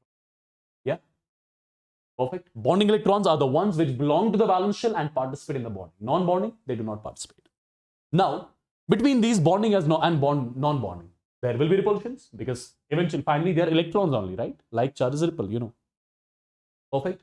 And you know, molecule always tries to acquire that shape in which the repulsions between these electron pairs, they are minimized. And if the repulsions are minimized, energy of the molecule is minimized, so stability is maximized, right? Because energy is inversely proportional to what? Stability. At the same time, do remember, lone pair repulsions are considered to be maximum, followed by lone pair bond pair, followed by bond pair repulsion. Lone pair repulsions are maximum, followed by lone pair bond pair, followed by bond pair. This is the order of repulsions as well, right? This is something which is very simple and I'm sure you already must be knowing about. Okay, this is the order of repulsions between valence shell electron pairs. Perfect. Now guys, we are going to apply all these things in the molecules basically. I'm going to give you the application part now. Let's try to understand. What kind of questions can be asked from VSEPR, and how do we do all these things? Yeah. See. First of all, let me talk about those molecules in which the central atom has got the steric number of 3. This is my case 1. I'm talking about those molecules wherein the central atom has got the steric number of 3. And you already know, if the central atom has got the steric number of 3, the hybridization involved is sp2, right? And the geometry which is predicted through hybridization, that has to be trigonal planar.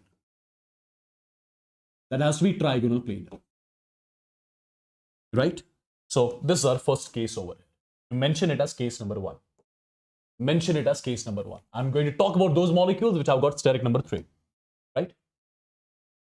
Now, my dear students, there are 2 cases which can arise over here. The first case, steric number can be 3 if sigma bonds found by the central atom is 3 and lone pair of the central atom is 0. This can be one possible case wherein 3 plus 0 makes it 3, wherein steric number can be 3. What can be one more case? One more case over here can be like this. Sigma bonds are 2 and lone pairs of the central atom is equal to 1. Again, 2 plus 1 makes it 3. So these are the 2 cases which are included in steric number 3. Okay. Now, my dear students, one important thing. Any such molecule wherein the central atom will be forming 3 sigma bonds, there will be no lone pair on the central atom. How do you represent this particular molecule? This is how you represent it. Let's assume A is the central atom. How many sigma bonds it's forming? How many bond pairs it has? It has got 3 bond pairs. How many lone pairs A has? 0 lone pair. So this is how you represent this particular molecule. The molecule comes under the category of AB3L0. Okay. Now, already I have mentioned, if the central atom does not have any lone pair, whatever geometry you have predicted through hybridization, that's going to be the shape, right? So tell me, what is the geometry predicted through hybridization? That's trigonal bipyramidal. So I must say the geometry of this molecule is same as that of the shape of the molecule, and that is trigonal planar. And how do you make it? The type of the molecule is AB3L0. A is the central atom. This is one of the B. This is one more B. This is one more B, right? And there is no lone pair on A. Perfect. This is your trigonal planar geometry. Wherein already you know what is the bond angle? Bond angle is 120. Which is already discussed. Perfect. This is case number 1. Over here, the next case. Sigma bonds 2, lone pair 1. Steric number comes out to be 2 plus 1, 3. 2 plus 1, 3. sp2 hybridization. So what is the type of the molecule first of all? If A is the central atom, sigma bonds are 2. So it's going to be B2, 2 bond pairs, lone pair 1. The type of the molecule is AB2L1. It is AB2L1. Now, my dear students, since the steric number is 3, hybridization is sp2. So the geometry which is predicted through hybridization will be equal to trigonal planar.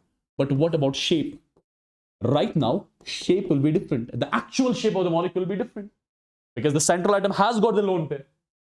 So shape won't be equal to geometry. So how you will make its shape? First of all, make it a geometry. The geometry is trigonal planar. So it was supposed to be like this. This is trigonal planar, right? This is trigonal planar. It was supposed to be like this.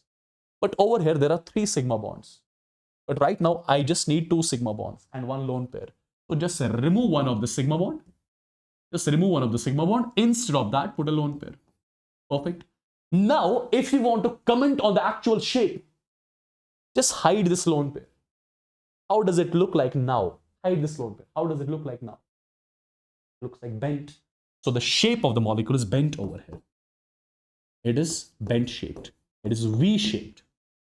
I hope this is clear. So this was category number 1, in which the steric number is going to be 3, right? Steric number is 3, can be due to these 2 possibilities. Yeah? Perfecto? All right. Moving on to steric number 4. Now, I'm going to talk about those molecules wherein the central atom has got the steric number of 4. First of all, steric number 4, what does that mean? That means the geometry which is predicted through hybridization, that has to be tetrahedral. The geometry which is predicted through hybridization, that has to be tetrahedral. Correct? And in case of tetrahedral things, the bond angle has to be 109. You know it already. Now let's try to break it. When can be steric number 4? The first possibilities, if the central atom is forming 4 sigma bonds and it has 0 lone pair. This is the first possibility. The second possibility is if there are 3 sigma bonds, lone pair is 1, right? Third possibility, if there are 2 sigma bonds and 2 lone pairs. These are the 3 possibilities which arise in steric number 4 category, right? 4 plus 0, 4, 3 plus 1, 4, 2 plus 2, 4. Correct? What should be the type of the first molecule? You just tell me that. Type of the first molecule will be AB4L0. This is the type of the molecule. What is the type of this molecule? It has to be AB3L1, right? What is the type of the next molecule? It has to be AB2L2. It has to be AB2L2, correct? Now, my dear students, understand properly what I'm going to say. AB4L0. Look at this particular molecule. Steric number is 4 plus 0 is 4. Hybridization is sp3. Right? Hybridization is sp3. The geometry which is predicted through hybridization, I'll say the geometry which is predicted through hybridization is same as that of shape, and both are tetrahedral. Why is that? Because the central atom does not have any lone pair. And you know, when the central atom does not have any lone pair, whatever geometry is predicted through hybridization, that is same of your shape. I mean, the shape is same. Yeah? So how does it look like now? AB4L0, you know it already. This is A, this is B, this is B, one more B, one more B. This is your tetrahedral geometry shape, whatever you want to say. And the bond angle in this case is 109 degree, 28 minutes. I hope this is clear. So all the molecules of the type AB4L0, they are going to be tetrahedral in shape as well as geometry. Yeah. Look at the next one, AB3L1. There is one lone pair. So shape won't be same as geometry. What about the geometry first of all? Since steric number is 3 plus 1, 4. Hybridization sp3. Geometry, you know already. That's tetrahedral. That is tetrahedral. But what about the shape? Well, in order to make its actual shape, we'll be making its geometry. Make it its geometry. Geometry is tetrahedral, like this. Geometry is tetrahedral. Tetrahedral is something like this, right? Tetrahedral is something like this. But over here, there are 4 sigma bonds. But how many do I need? 3. Just remove one of the sigma bond. And instead of that, put a lone pair. Remove one of the sigma bond. And instead of that, put a lone pair. Let's assume I'm removing this particular sigma bond. And instead of that, I'm putting a lone pair over here. Now, if you want to comment on the actual shape, do one thing. Hide this lone pair. Now see how this exactly looks like. It looks like a pyramid, right? So the shape over here is pyramidal. As in case of NH3. If you remember NH3, right? NH3, 3 sigma bonds, 1 lone pair. That means NH3 is of the type AB3L1. Its geometry of NH3 will be tetrahedral, but its shape will be pyramidal. And you know, the bond angle in case of NH3, that is 107 degree. Right? Perfecto. Look at the next one. 2 sigma, 2 lone pairs. Type of the molecule already you know. Steric number is 4. If steric number is 4, hybridization is going to be sp3. The geometry predicted through hybridization, that is tetrahedral, you already know. But will the shape be also tetrahedral? No. Because central atom has got 2 lone pairs. Right? So what will be the shape? In order to make the shape, make the geometry first of all. The geometry is tetrahedral. This is B. This is B. This is B. This is B. This is the geometry tetrahedral. Now, how many sigma bonds? 4. But do I need 4 or 2? I need only 2 sigma bonds. So do one thing. Remove 2 of the sigma bonds. And instead of that, put 2 lone pairs. Put 2 lone pairs over here. Now, if you want to comment on its actual shape, do one thing. Hide these lone pairs and have a look on the molecule. Is it looking like V-shaped? Inverted V? Yeah, bent. Right? Its actual shape is bent. It's inverted V type.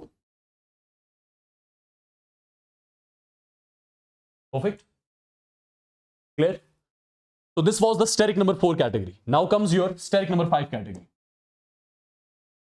Steric number 5 category, wherein hybridization is going to be sp3d. Geometry is going to be trigonal bipyramidal.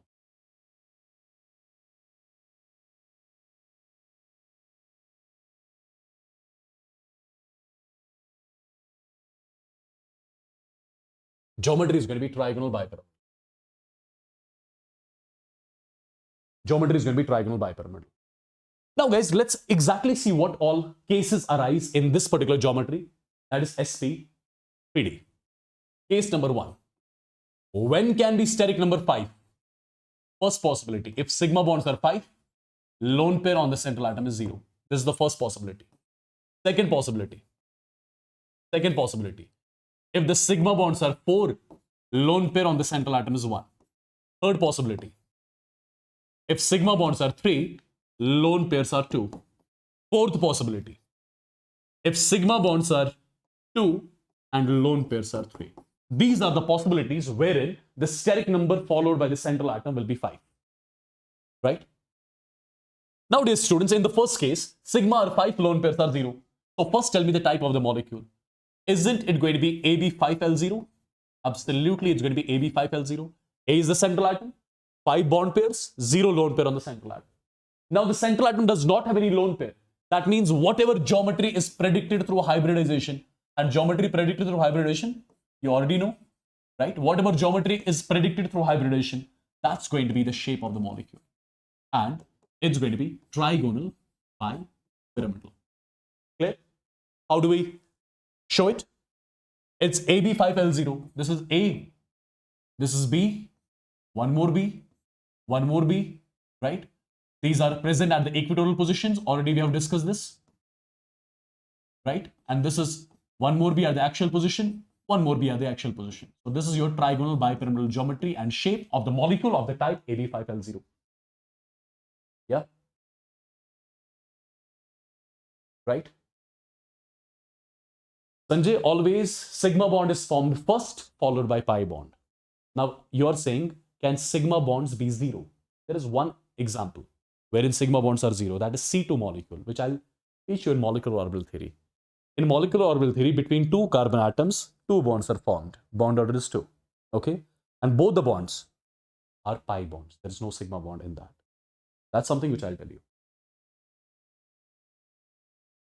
Okay? All right, look at one more example now. 4 sigma bonds, 1 lone pair. Type of the molecule will be AB4L1. AB4L1, right? Now, my dear students, if the type of the molecule is AB4L1, central atom has got the lone pair. Geometry will be the same, which is predicted through hybridization. What is that? Trigonal bipyramidal. But what about the shape? Shape right now will be different now. Shape will be different. Shape will be different, right? And in order to make the shape, I'll make the geometry first. A, this is B, this is B, this is B. This is one more B, and this one more B. This is the trigonal bipyramidal geometry. But over here, how many bonds are found? 5. How many do I need? 4. So remove one of the bond pair. Remove one of the bond pair. Remove one of the bond pair. And instead of this bond pair, put a lone pair. Right? Now, if you want to commit on its actual shape, do one thing. Do one thing. Just hide this lone pair. Now look at this particular molecule. Look at this particular molecule. Is it looking like a seesaw shape? Isn't this shape, just remove this lone pair aside, leave this lone pair aside. Is it looking like a seesaw shape? Right? So all the AB4L1 molecules are seesaw shaped. So shape of the molecule is seesaw. So this is seesaw shape. I hope this is clear. Sigma bonds 3, lone pairs 2. The type of the molecule? AB3L2. AB3L2. Geometry predicted through hybridization is going to be trigonal bipyramidal. What about shape? In order to make it the shape, what do we need? We need to make the geometry first. So I'll be making geometry first to make the shape. The geometry is trigonal bipyramidal. Okay, this is trigonal bipyramidal. Now, how many sigma bonds we have? 5. But how many do we need? 3. So we have to remove 2. We have to remove 2. Right? Now, my dear students, what do you think will be the actual shape? What do you think will be the actual shape? Remove two of the bond pairs. Remove two of the bond pairs. One from here and one from here. And instead of that, put two lone pairs. This one lone pair. This is one more lone pair. Perfect. Now, if you want to comment on the actual shape, hide these lone pairs. Now look at the molecule. It looks like a T-shaped. So shape of this particular molecule is T. Is T-shaped molecule. So all the molecules of the type AB3L2, they'll be T-shaped. They will be T-shaped, right? Similarly, sigma 2 lone pair 3. So the type of the molecule is AB2L3. The type of the molecule is AB2L3. The geometry is predicted through hybridization. That is trigonal bipyramidal. What about the actual shape? In order to make the actual shape, make it geometry. Geometry is AB5 type. So this is AB5 geometry. This is AB5 geometry. Perfect. This is AB5 geometry. Now, how many sigma bonds are there? 5. How many do we need? Only 2.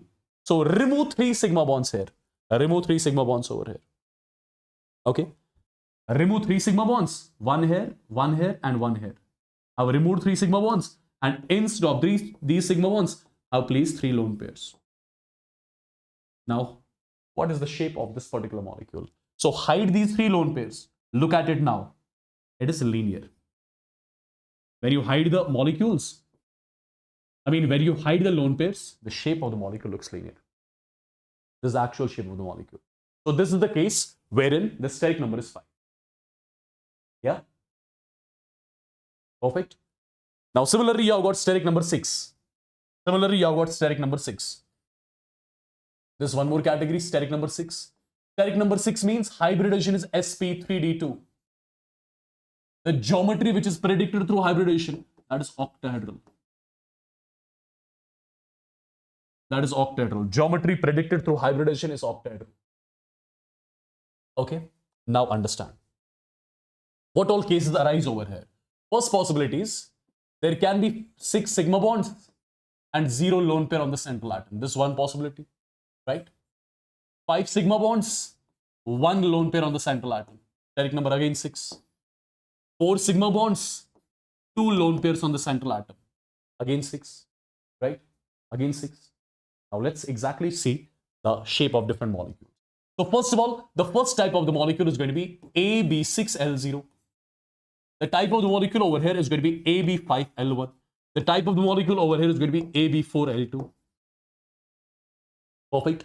Geometry of all these molecules which is predicted through hybridization, that is same octahedral, right?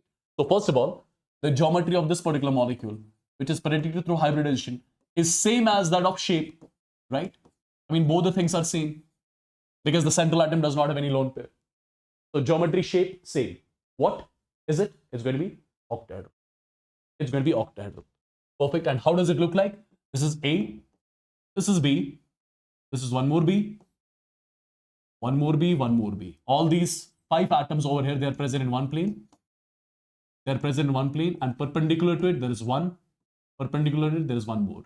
And it looks like basically octahedral, wherein 4 bonds are present in equatorial plane and 2 bonds are present in axial plane. Okay? Number 1. Number 2, AB5L1. AB5L1. So first of all, the geometry of this particular type, which is predicted through hybridization, that is octahedral. Now what about shape? In order to make the shape, make its geometry first of all. Make it geometry first of all.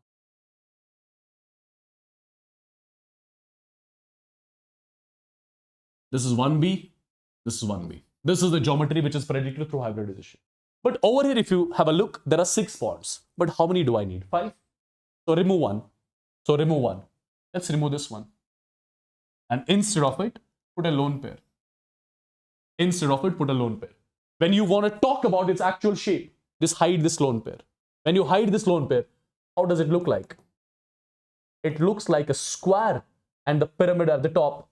So the shape of this particular molecule will be square pyramidal. It will be square pyramidal. It will be square pyramidal, right? Yeah. Now guys, 4-2. 4-2. AB4L2. Geometry predicted through hybridization is octahedral. What about the shape?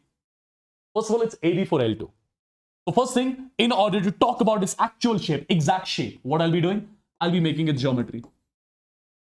This is octahedral geometry. This is how your octahedral geometry looks like. 6 sigma bonds. But how many do I need to show? I need to show 4 only, right? So remove 2.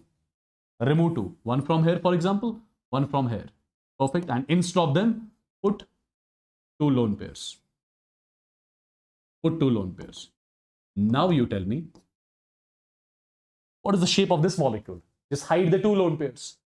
What is the shape exactly? It's square planar shape. The shape is square planar. I hope all these things are clear to you, right? Now there is only one case, that is sp3d3, right? Let me show that here only. sp3d3, steric number 5. Geometry is pentagonal bipyramidal predicted through hybridization. Now there can be 2 possibilities. Bond pair 7, lone pair 0. Type of the molecule AB7L0. AB7L0, right? Shape and geometry both are same. Pentagonal bipyramidal. Pentagonal bipyramidal, you already know it. But there is one more possibility. Bond pairs are 6, lone pairs are 1. Bond pair 6, lone pairs 1. Right? Geometry no doubt will be pentagonal bipyramidal. Shape will be different. And what about the shape? What about the shape? This is the shape, how it looks like. Distorted octahedral. Distorted octahedral.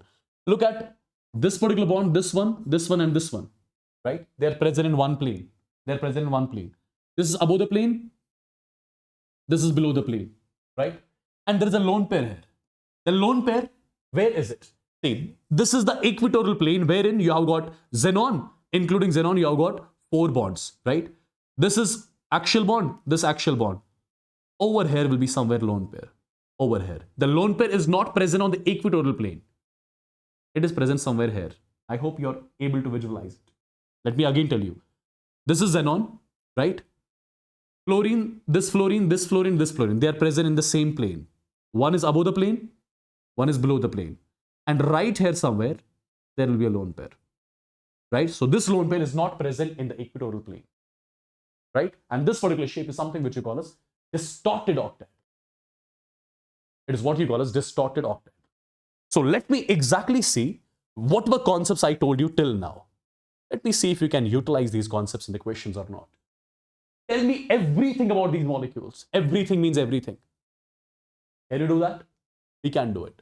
First of all, hybridization or steric number. Steric number is 2. The type of the molecule. Type of the molecule, when you check it, AB to L2.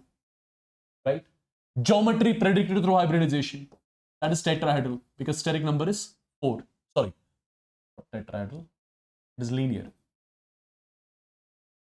It is linear. Why am I telling you AB to L2? This AB to L0, right? This is AB to L0. Geometry is linear. If I ask you what about the shape? Since the central atom does not have any lone pair, so its shape has to be same. It's linear. Perfect. Or let me give you one example in detail. Let's take one example in detail. XCF4. Look at the valence electrons of xenon. 8. Look at the valence electrons of xenon. 8. How many surrounding atoms? 4. That means sigma bonds 4. Out of 8 valence electrons, 4 are utilized. So 4 are left as such in the form of 2 lone pairs. So 2 lone pairs. If I ask you the steric number, 4 plus 2 is 6. If I ask you the type of the molecule, it's going to be AB4L2. If I ask you about the geometry predicted through hybridization, that's octahedral. If I ask you about the shape, AB4L2 is square planar in shape. Is square planar in shape, right? This is the shape, this is the geometry. Yeah? Perfect.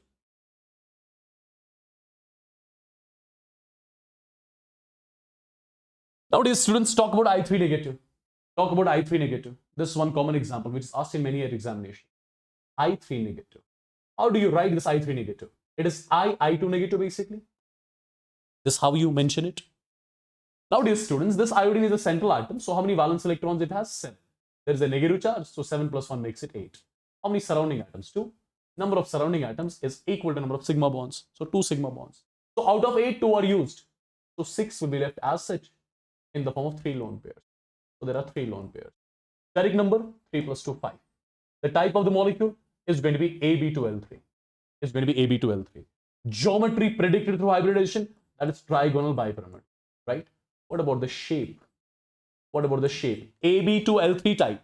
3 lone pairs, 2 sigma bonds. If you remember a few minutes back, only I have shown you, it's going to be linear. Yeah?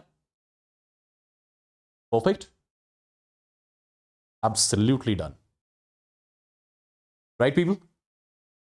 Now, there are 2 topics which are left in this chapter. One is molecular orbital theory, one is bond angle. Before doing these topics, let's take a break. Right? Tell me what time you'll be back. Tell me what time you'll be back.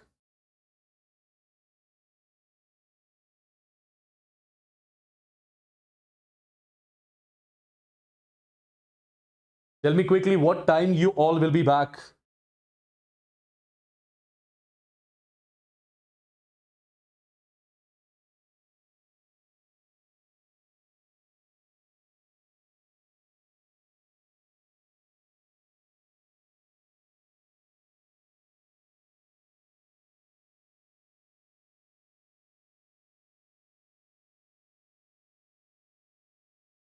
By the way, if any one of you is preparing for IIT examination, right, you should go to Unacademy IIT English channel right now. Shreya sir is launching their one batch.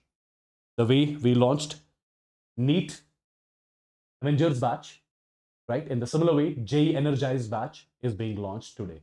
So if you're preparing for JEE 2024, any one of you should definitely enroll in that particular batch. That's going to be one of the finest ones. Okay, and the only batch which will be there in English language. Okay, right? All right. So the time right now is 8. So the session resumes back at 8:20, or let's keep it at 8:25.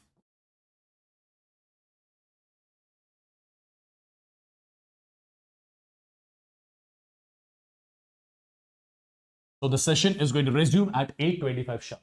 My dear students, but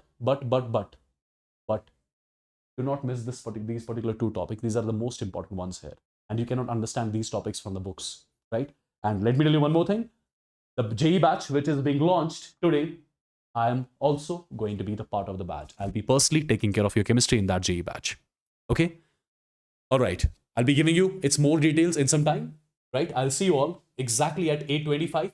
8:25. Every one of you, I want to be here in this particular session, right? We have to complete the chapter today only, right? So see you all at 8:25. Till then, you guys have some tea or something?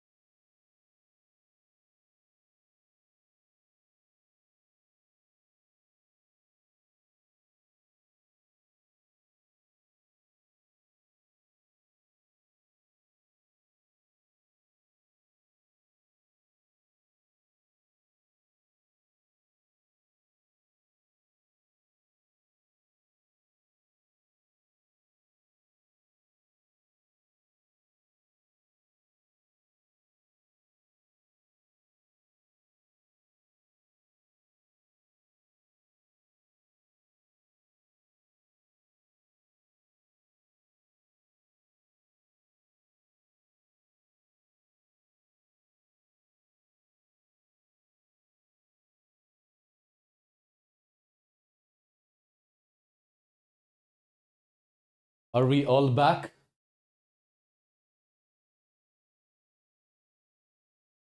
Can you all hear me? Am I audible, visible to you again, people? Let me know once in the chats quickly. Let me know once in the chats if you all can see me, if I'm again audible and visible to every one of you. Okay, welcome back, welcome back. So guys, honestly, whatever we have discussed till now, just let me know once in the chats if every single thing is clear. Are you getting that confidence that you are studying something?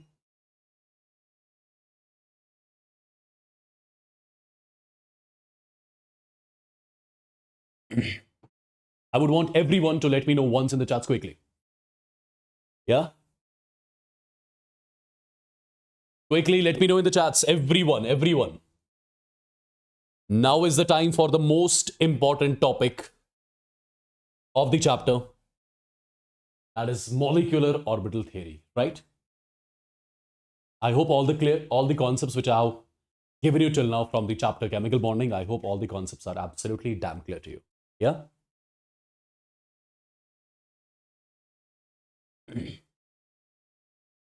Perfect, guys. So let's get going. Let's get started with something which is an amazing theory. That is the molecular orbital theory. Majority of the times whenever a question is asked from the chapter chemical bonding, this is the topic which is given the priority. Molecular orbital theory, from which questions are asked regarding the bond orders, bond lengths, bond strengths, bond dissociation energy, right, stability, etc., etc. A lot of things can be asked. Okay, so exactly from the basics, I'll be starting this particular theory as well. So my dear students, understand one by one what exactly I'm going to talk about. Dear students, the first and the most important point of this MOT, what is that? Let me tell you, this molecular orbital theory, it is the extension basically. It is the extension of VBT. It is the extension of valence bond theory.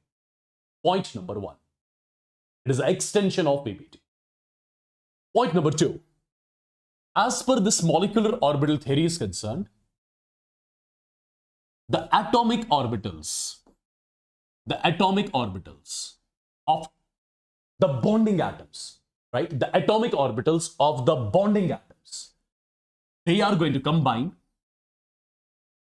As per this particular theory is concerned, the atomic orbitals of the bonding atoms, they are going to combine and they will lead to the formation of molecular orbital.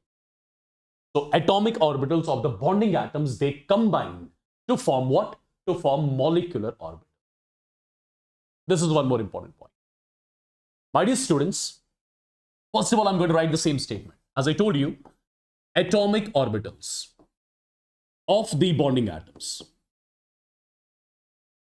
Atomic orbitals of the bonding atoms. They combine to form what? To form the molecular orbitals. To form the molecular orbital. At the same time, let me tell you, number of atomic orbitals combined is always equal to the number of molecular orbitals formed. Number of atomic orbitals combined is always equal to the number of molecular orbitals formed. For example, one of the atomic orbital of one atom and another atomic orbital of one more atom, right? Let's say they are combined. So two atomic orbitals are combining over here. They will lead to the formation of two molecular orbitals. One is going to be the bonding molecular orbital. One is going to be the anti-bonding molecular orbital. One is going to be the bonding molecular orbital. One is going to be the anti-bonding molecular orbital, right? Let me tell you, energy of the bonding molecular orbital is comparatively less than that of the energy of the anti-bonding molecule. Energy of the bonding molecular orbital, that will be comparatively less than that of energy of anti-bond. And you know, stability, that is inversely proportional to energy, right? If the energy of bonding molecular orbital is less, that means the stability of bonding molecular orbital comparatively is going to be more than that of the stability of anti-bonding molecule. This is the first and the most important point which I would want you guys to remember. I'll let you know after some time how these molecular orbitals exactly are formed. That's something which we have to discuss in detail. First of all, I'm giving you the important crux of this theory. Number one, it is the extension of valence bond theory. Number two, as per this theory, atomic orbitals of bonding atoms, they combine and they lead to the formation of molecular orbitals, right? Number of atomic orbitals combined is always equal to the number of molecular orbitals formed. Let's assume two atomic orbitals are combined. So they will lead to the formation of two molecular orbitals, out of which one will be called as bonding molecular orbital, one more will be called as anti-bonding molecular orbital.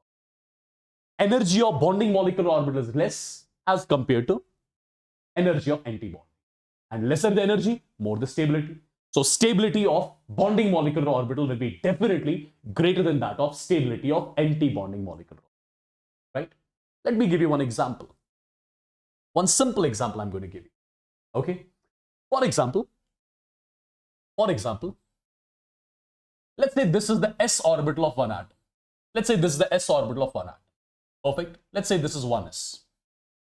Similarly, we have got one more 1s orbital of another atom.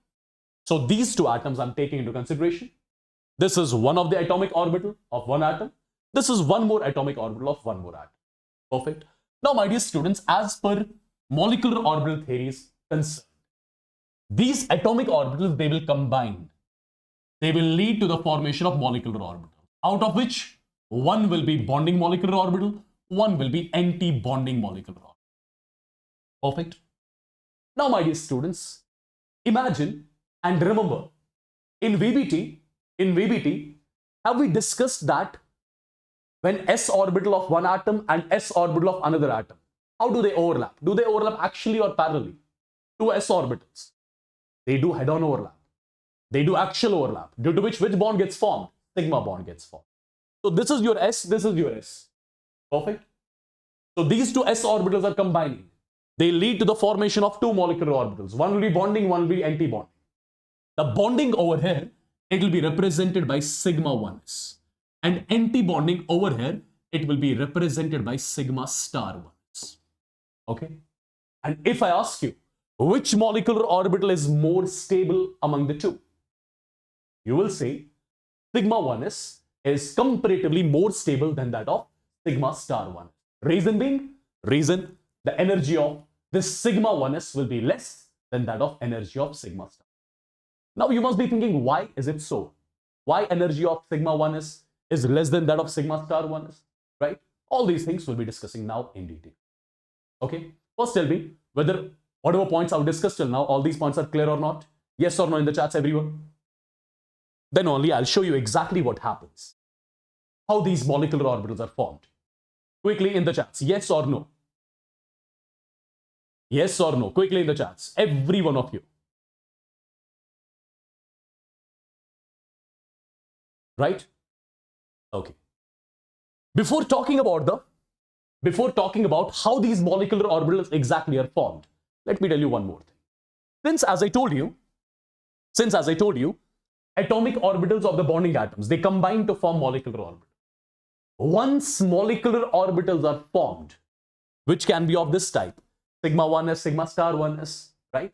Similarly, there are a lot of molecular orbitals, which we are going to discuss afterwards. My dear students, once atomic orbitals combine and lead to the formation of molecular orbitals, right? Those molecular orbitals which are formed when atomic orbitals combine with each other. My dear students, in those molecular orbitals, what we'll exactly do? We will fill the electrons. We will fill the electrons in those molecular orbitals which get generated basically. We will fill molecular orbitals with the electrons. And we will fill the molecular orbitals with the electrons as per Abbas principle, as per Hund's rule, as per Pauli's exclusion principle, right? So once atomic orbitals combine, they will lead to the formation of molecular orbitals. Once molecular orbitals are generated, then we'll start filling electrons in those molecular orbitals as per these three rules. As per these three rules. And my dear students, once you are done with the filling of molecular orbitals with the electrons, then automatically we can calculate the bond order of a particular species. What is bond order? Number of bonds between two atoms. How do we do it as far as MOT is concerned? It is equal to half number of electrons in bonding molecular orbital minus number of electrons in anti-bonding molecular orbital. NB stands for number of electrons in bonding. Na stands for number of electrons in anti-bonding. Perfect? Right?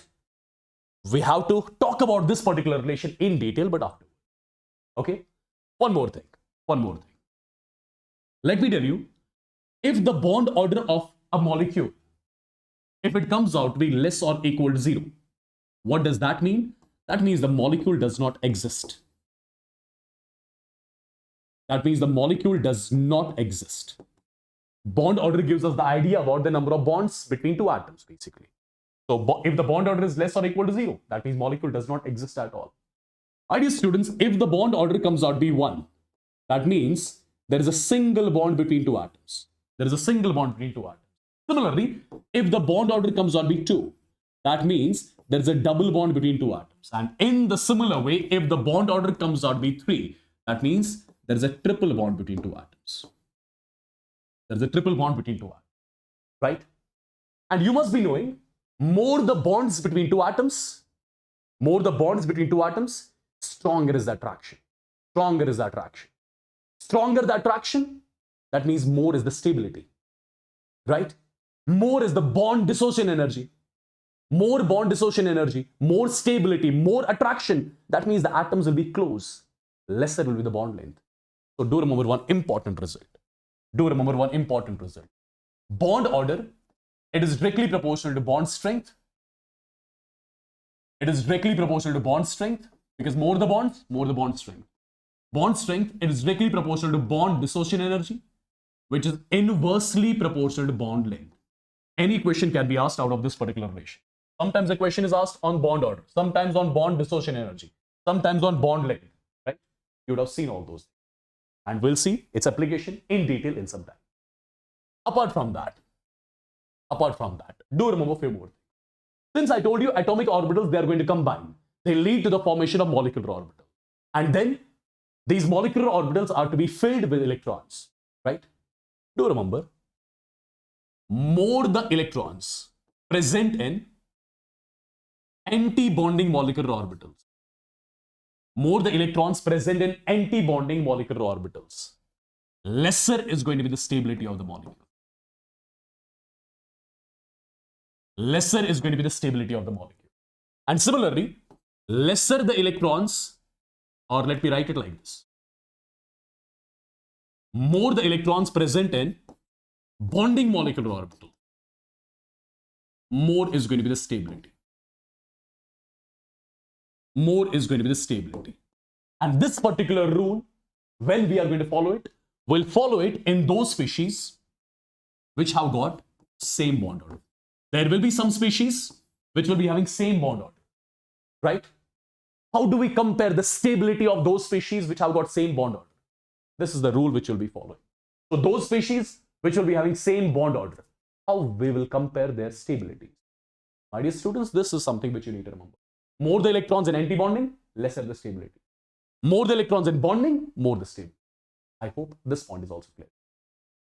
Now the point is how these molecular orbitals exactly are formed, right? So first of all, let's see exactly the formation of molecular orbitals.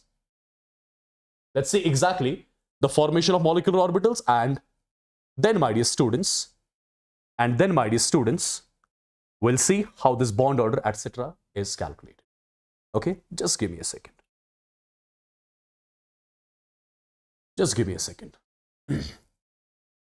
So you mark the heading as formation of molecular orbitals. Formation of molecular orbitals. How these molecular orbitals are formed. My dear students, Formation of molecular orbitals is explained by LCAO. Formation of molecular orbitals is explained by LCAO. And what this LCAO is all about? It is the linear combination. It is the linear combination of atomic orbitals. It is the linear combination of atomic orbitals. So basically, let me tell you the formation. Let me tell you the formation of atomic orbitals. It is explained. The formation of atomic orbitals is explained by LCAO, that is linear combination of atomic orbitals. Now, what is that linear combination of atomic orbitals? Let's try to understand that. My dear students, have proper eye on what exactly I'm going to talk about now. This is something which is very important, which you cannot understand normally from the books also. Okay. See guys. For example, imagine that this is the atomic orbital of one atom and this is the atomic orbital of one more atom. As per MOT, these atomic orbitals, they'll combine. They will lead to the formation of molecular orbitals. One will be bonding, one will be anti-bonding. My dear students, this linear combination of atomic orbitals, it predominantly considers the atomic orbital to be a wave. So as per LCAO is concerned, what is the atomic orbital? It is a wave. And for example, this is the wave which is corresponding to this particular atomic orbital. Similarly, there will be one more wave which will be corresponding to this particular atomic orbital as well. Right? So I have shown two waves over here. Right? This particular wave corresponds to this particular atomic orbital. This particular wave corresponds to this particular atomic orbital. Now, my dear students, since I'm telling you atomic orbitals are going to combine, that means the waves corresponding to these atomic orbitals, they are going to combine. And do you know when waves combine, what do? They show interference, my dear student. So over here, two possibilities arise. I hope you would have studied in physics. There are two types of interferences. One is constructive, one is destructive. So when these two waves will combine, either they will show constructive interference, and they can show destructive interference as well. So one by one, I'm showing you constructive and destructive over. Okay. So first of all, how do I represent the constructive interference? Just give the signs. Let's say this is positive, this is negative. These are not charges, right? These are the signs. Just to tell you that the waves are going to show the constructive interference. Whenever you have to show the constructive interference, do remember, same sign should be on same side. Positive on the top, positive on the top. Negative on the top, negative on the top. That means these waves are going to right now show the constructive interference. Or you can show these two waves are in phase right now.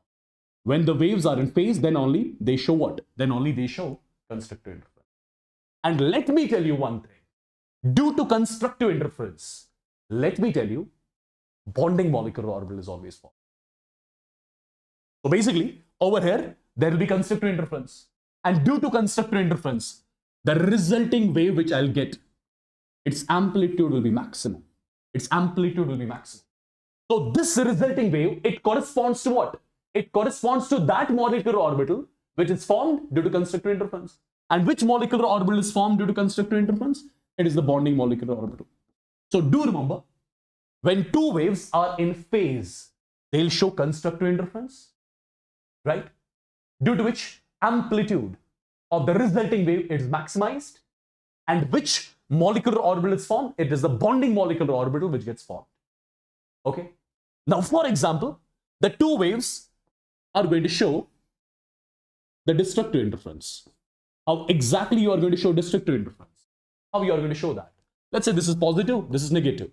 In order to show the destructive interference, opposite sign should be on same side. Positive, this is negative. Negative, this is positive. Check. Opposite sign on same side. So it will represent destructive interference, my dear students. It will represent destructive interference. So, can I say these two waves right now, are they in phase or out of phase? They are out of phase. They are out of phase. And due to destructive interference, my dear students, what will happen to the amplitude of the resulting wave? Amplitude of the resulting wave gets minimized. This is how your resulting wave looks like. Amplitude of the resulting wave has got minimized. And my dear students, this particular resulting wave, it corresponds to one more molecular orbital which got formed due to destructive interference, and that molecular orbital which gets formed due to destructive interference, that's always going to be your anti-bonding molecular orbital. That's always going to be your anti-bonding molecular orbital. So basically, do remember, bonding molecular orbital is formed due to constructive interference, anti-bonding molecular orbital is formed due to destructive interference. In phase, out of phase. I hope this point is clear to everyone. Let me know once in the chat quickly if this is clear. Then only I can talk about it a bit more in detail. Quickly in the chats. Quickly in the chats. Quickly in the chats. Everyone.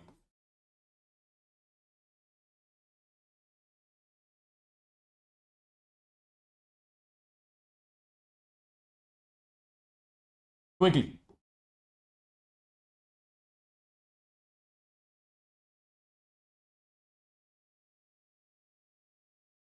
Yeah?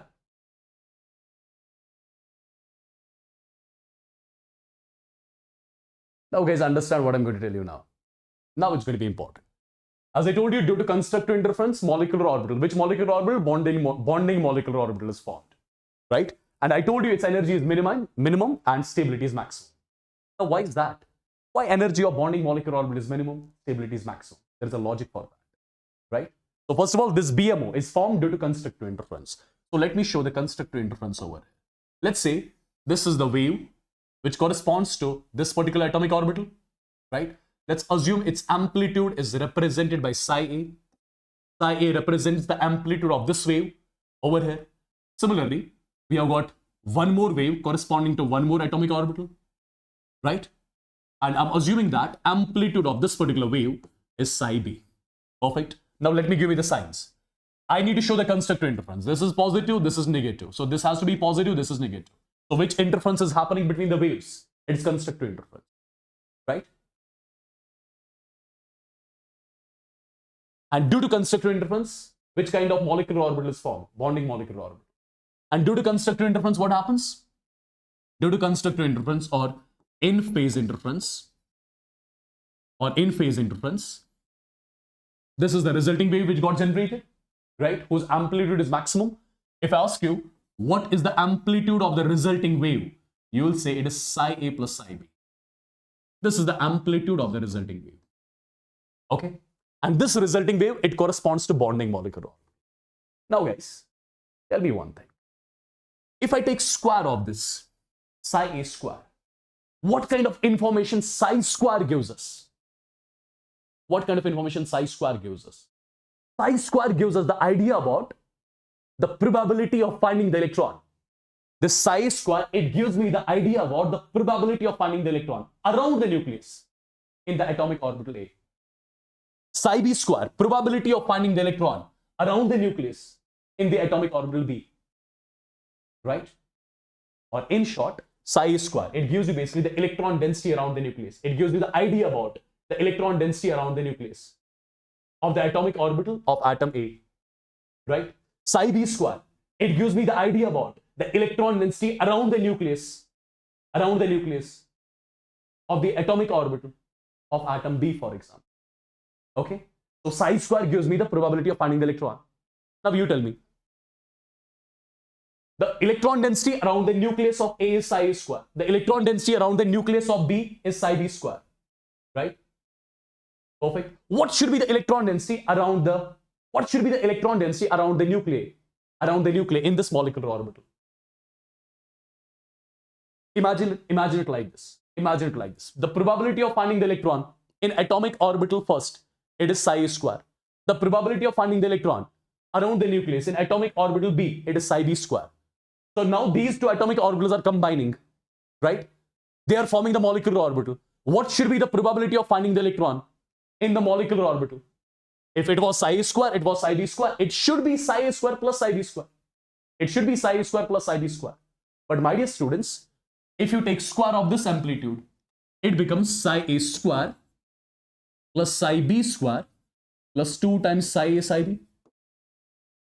Correct? It becomes psi square plus psi b square plus 2 times psi a psi b. Right?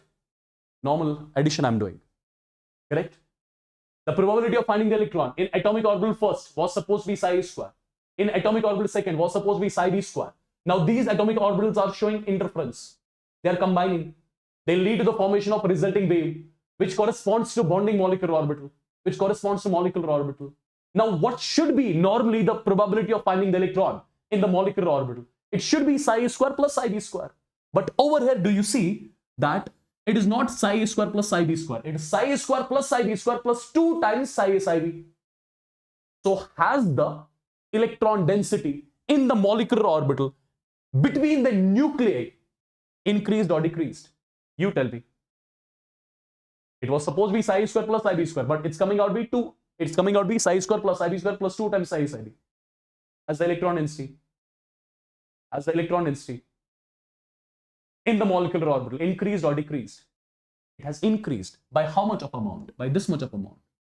Now you tell me, you imagine it like this. This was atomic orbital 1. This was atomic orbital 2. Perfect.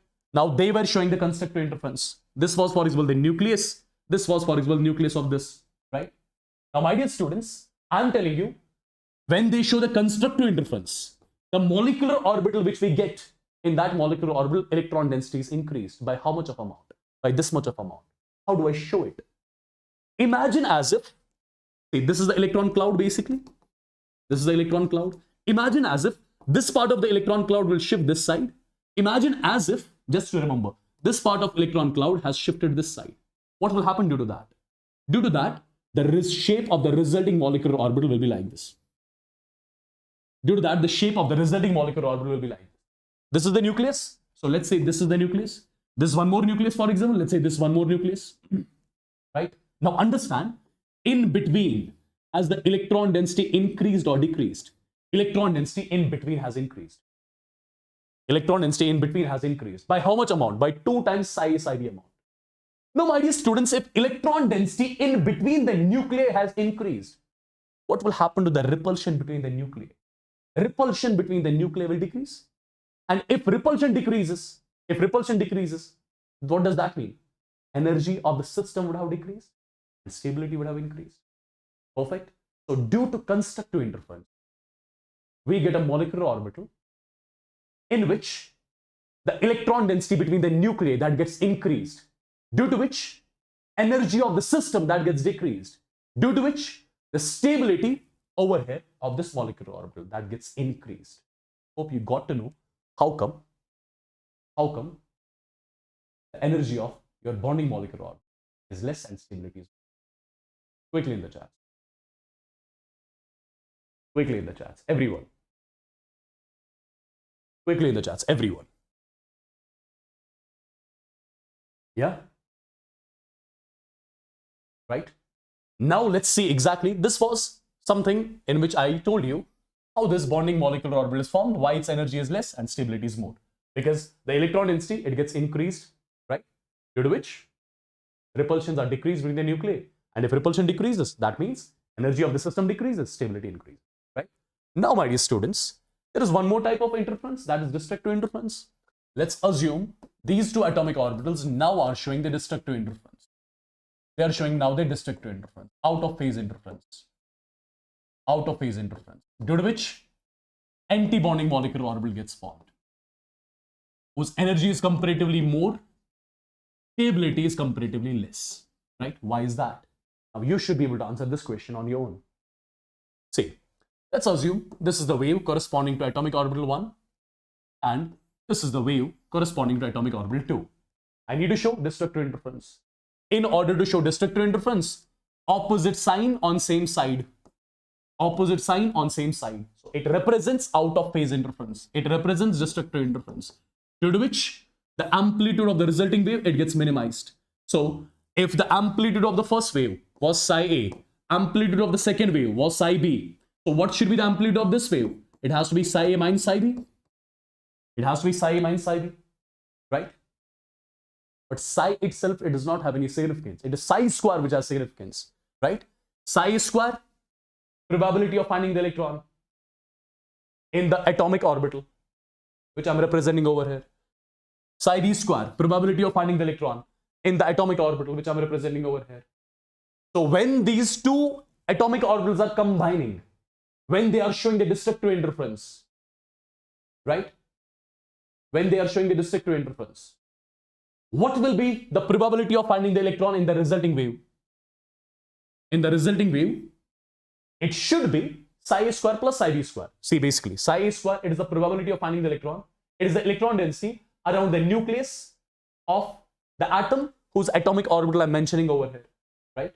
Psi B square, electron density, electron density around the nucleus of the atom whose atomic orbital I'm mentioning over here.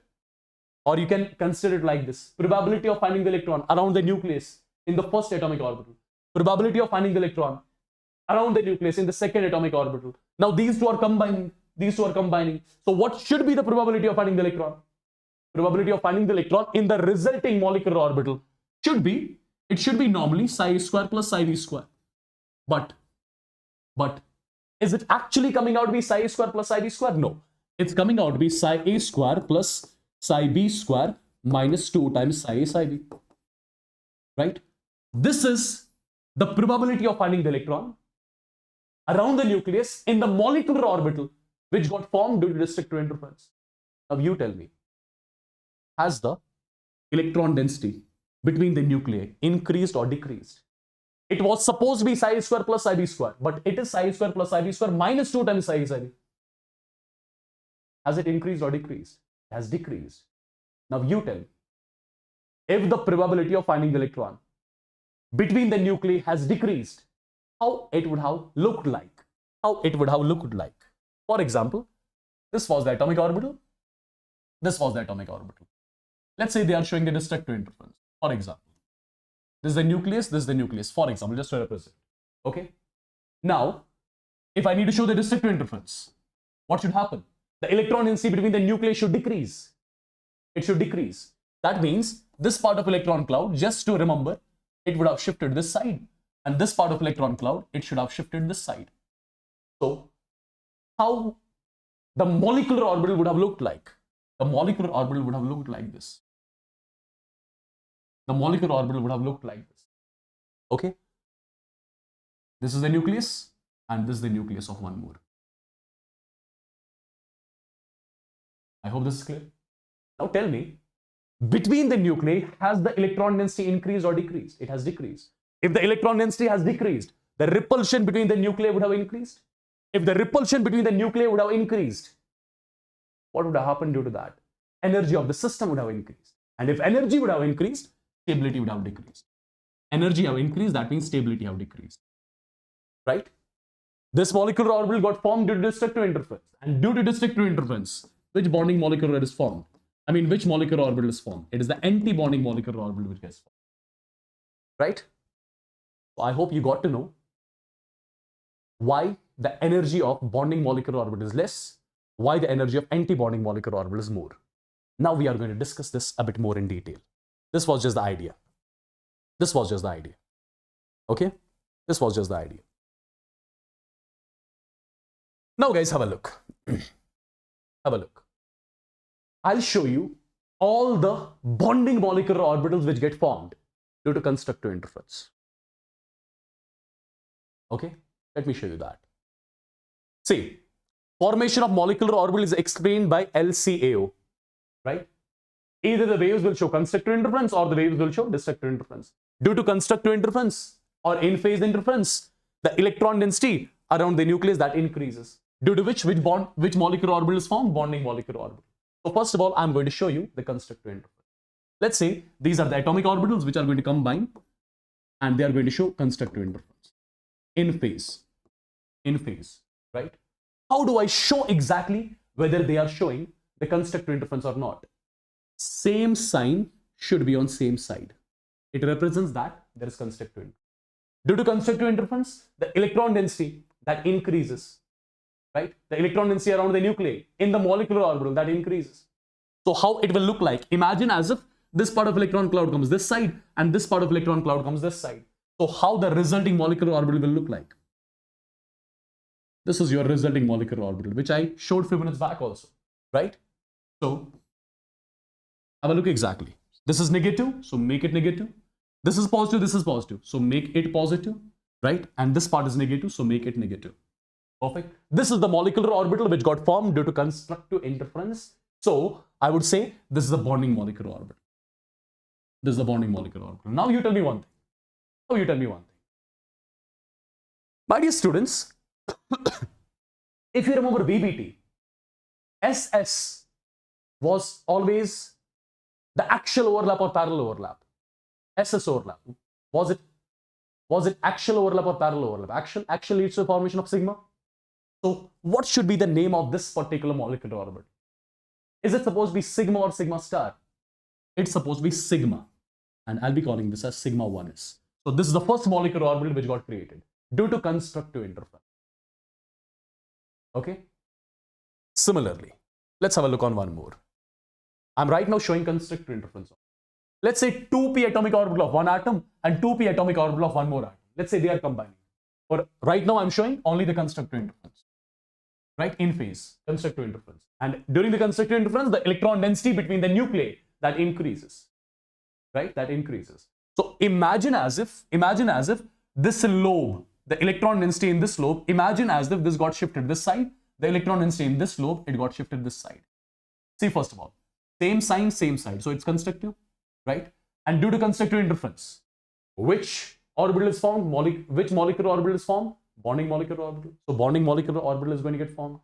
And in the bonding molecular orbital, the electron density between the nuclei, that should increase, right? That should increase. So imagine as if, this electron cloud, it got shifted this side, this electron cloud got shifted this side. So how the resulting molecular orbital will look like? The resulting molecular orbital will look like this. This is how your resulting molecular orbital will look like. This is negative here, so make it negative. This is negative, so make it negative. And in between, what is the sign? Positive sign. Right? Okay, 2p and 2p. Along the axis, will they show axial overlap or parallel overlap? They show the axial overlap, which leads to the formation of sigma bond, right? So what should be the name of this molecular orbital? Is it going to be sigma or pi? This is going to be sigma. I'll be calling this a sigma and 2pz. This is sigma 2pz molecular orbital. Perfect. Right? I hope this is clear. Guys, at the same time, one more thing. Okay, leave that part aside. I'm going to let you know afterwards. Okay, one more thing. Do you see any nodal plane here in this molecular orbital? Nodal plane, imagine it like this. Can you draw a plane in this molecular orbital in any direction on which the electron density won't lie at all? I can draw a plane in the middle, but the plane which I'm drawing in the middle, on the plane, some electron density will lie, right? If you draw the plane in this direction, in every plane, electron density will lie, right? So there is no plane as such which I can draw on which electron density won't lie. Electron density won't touch. Yeah? Right? So that means in this molecular orbital, is there any nodal plane? There is no nodal plane in this molecular orbital. And which molecular orbital this is? Is this bonding or anti-bonding? This is bonding molecular orbital, which got formed due to constructive interference. Similarly, my dear students, let's say this is 2p, this is 2p. Now this is 2py, this is 2py. Okay? So first of all, same sign, same side. What is it going to be? Constructive. It will lead to the formation of bonding molecular orbital, right? Electron density should increase between the nuclei. Now they are parallel basically. They are parallel. Perfect. Now tell me one thing. The electron density between should increase, correct? So what will happen in the constructive interference? Imagine as if this lobe bends in this direction, this lobe bends in this direction, this lobe bends in this direction, this lobe bends in this direction. So the resulting molecular orbital, how it looks like? This is how it looks like.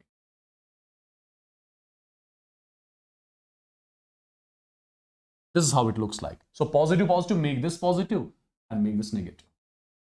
So first of all, remember your VBT. Was it supposed to be, in VBT, was it supposed to be axial overlap or parallel overlap? It was supposed to be parallel overlap, which leads to the formation of pi bonds, if you remember. So should I be calling this molecular orbital as sigma molecular orbital or pi? It is going to be pi molecular orbital. This is going to be pi 2py. Pi 2py. My dear students, you tell me one thing. Do you see any plane? Can you draw any plane in this molecular orbital in such a way that no electron density lies on it? I can draw one plane. Exactly in the middle, I can draw a plane. If I draw a plane, on that plane, there will be no electron density because the electron density is above the plane and below the plane. That means that I can draw one plane on which electron density won't lie at all. And that plane is something which I call as nodal plane. So nodal plane in this molecular orbital is 1. There is one nodal plane. In 2py, bonding molecular orbital. This is the bonding molecular orbital. Perfect. Right? Similarly, my dear students, let's see one more. This is how it looks like exactly. This is how it looks like exactly. This is the nodal plane. Electron density, electron density. This is pi 2py molecular orbital. Now, similarly, let's see how d orbitals combine and show constructive interference. My dear students, have a look. Positive, positive, negative, negative. Same sign, same sign. So constructive interference is going to happen. In phase interference is going to happen. Due to which bonding molecular orbital is going to get formed. And in the bonding molecular orbital, the electron density between the nuclei, that should increase. So what should happen? You can remember it like this. Imagine as if this particular lobe, the electron density in this lobe has shifted, for example, this direction. Electron density in this lobe has shifted in this direction, for example. Similarly in this direction, similarly in this direction. So how it looks like finally? How it looks like finally? It looks like this. It looks like this.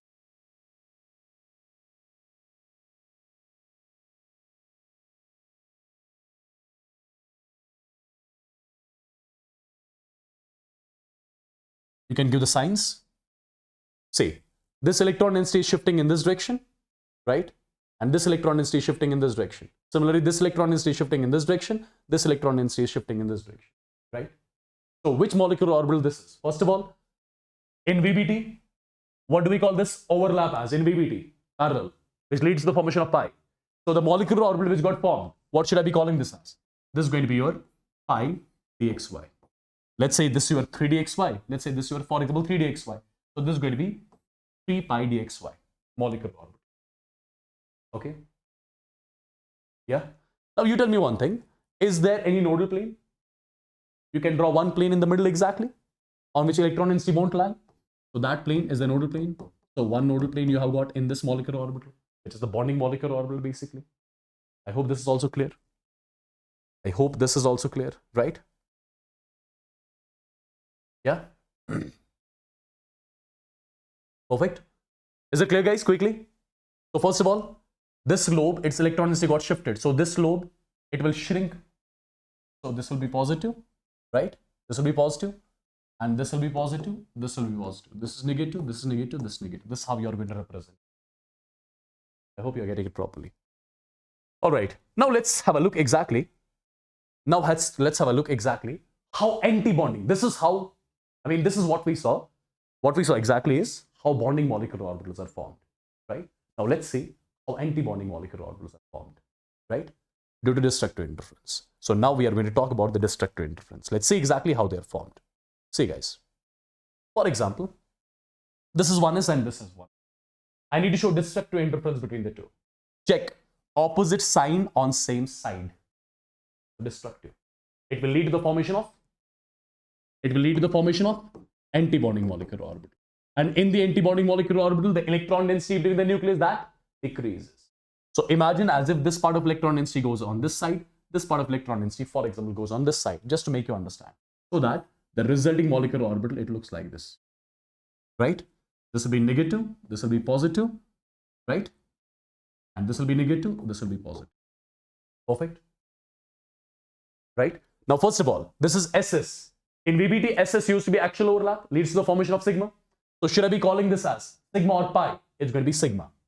Now, has the electron density between the nucleus increased or decreased? It has decreased. That means which bond got formed? Which molecular orbital is formed? Anti-bond.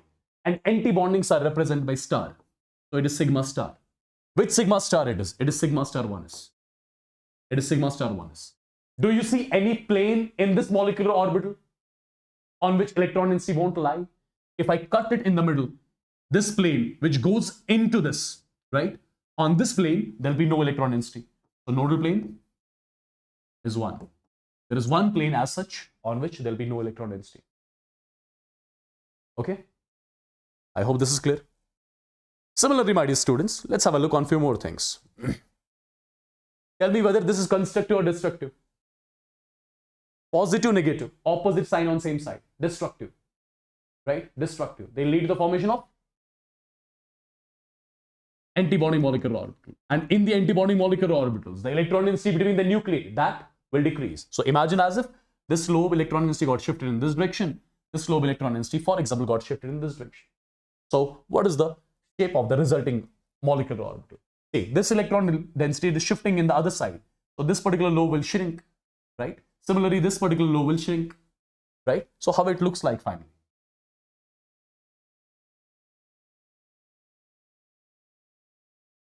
This is how it will look like, right? This is how it will look like. This is minus. So let me call this is minus. This is plus, right? This is minus and this is plus. Okay, you tell me one thing. Should I be calling this as, okay, you tell me whether this is, if this was in VBT, tell me, was it axial overlap or parallel overlap? It was axial, which leads to the formation of sigma. So this molecular orbital which I got over here, should I be calling it as sigma or pi? It is sigma. Should I be calling it as sigma or sigma star? Electron density between the nuclei that has decreased. So I'll be calling it as sigma star. Sigma star what? Sigma star 2px. And tell me, do you see any plane over here? Do you see any plane over here on which zero electron density will lie? This is the plane in the middle, which you can draw. And on this plane, you'll find no electron density. That means there is one plane as such, which you can draw on which there is no electron density. It has got one nodal plane, right? Clear? So antibonding molecular orbital got formed. Similarly, one more. Tell me whether this is going to be constructive or destructive. Positive, negative, destructive. Electron density between the nucleus will decrease, right?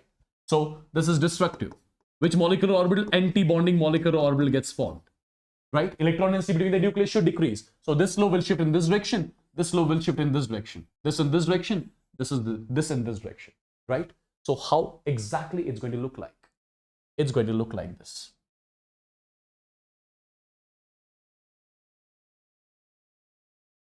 Give the signs. This is positive. This is negative. This is negative. This is positive. Correct? So tell me, if this was the overlap happening in VBT, was it supposed to be axial or parallel? It was supposed to be parallel, right? It was supposed to be parallel. And due to parallel overlapping, which bond used to get formed? Pi. So this molecular orbital, should I be calling this as sigma or pi? This is pi. Should I be calling this as pi or pi star? This is pi star because anti-bonding molecular orbital got formed. Should I be calling this as pi star 2py? Absolutely, this is pi star 2py, right? It's pi star 2py. Electron density between the nuclei has decreased. Now tell me how many planes you can draw over here on which no electron density will lie, zero electron density will lie. This is one plane and this is one more plane. So over here, these are the two nodal planes on which you find zero electron density. So two nodal planes in pi star 2py. I hope this is also clear, right? I hope this is also clear. Similarly, my dear students, tell me one more thing. Is this again going to be constructive or destructive? This is, for example, d orbital. This is d orbital. Positive, negative, negative, positive. Opposite sign on same side. Opposite sign on same side. So what is it going to be?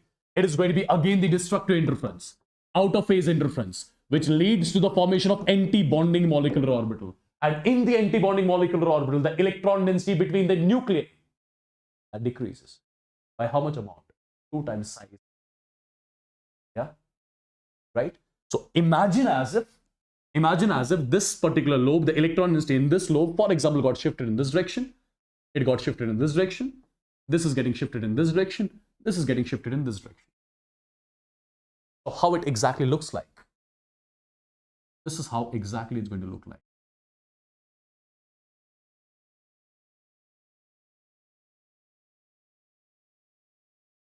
This is how exactly it's going to look like. Now tell me one thing, whether this is going to be your sigma star or pi star.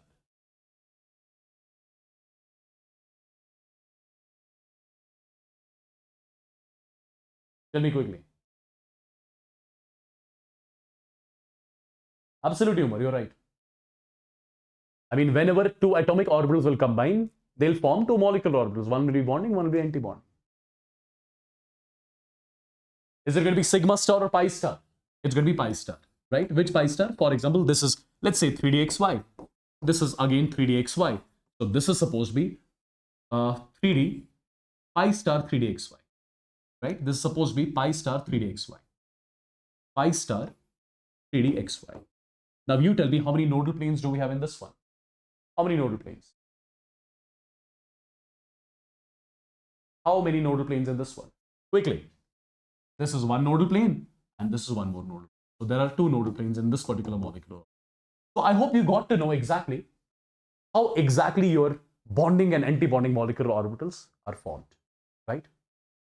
I hope you got to know exactly how your bonding and anti-bonding molecular orbitals are formed, right?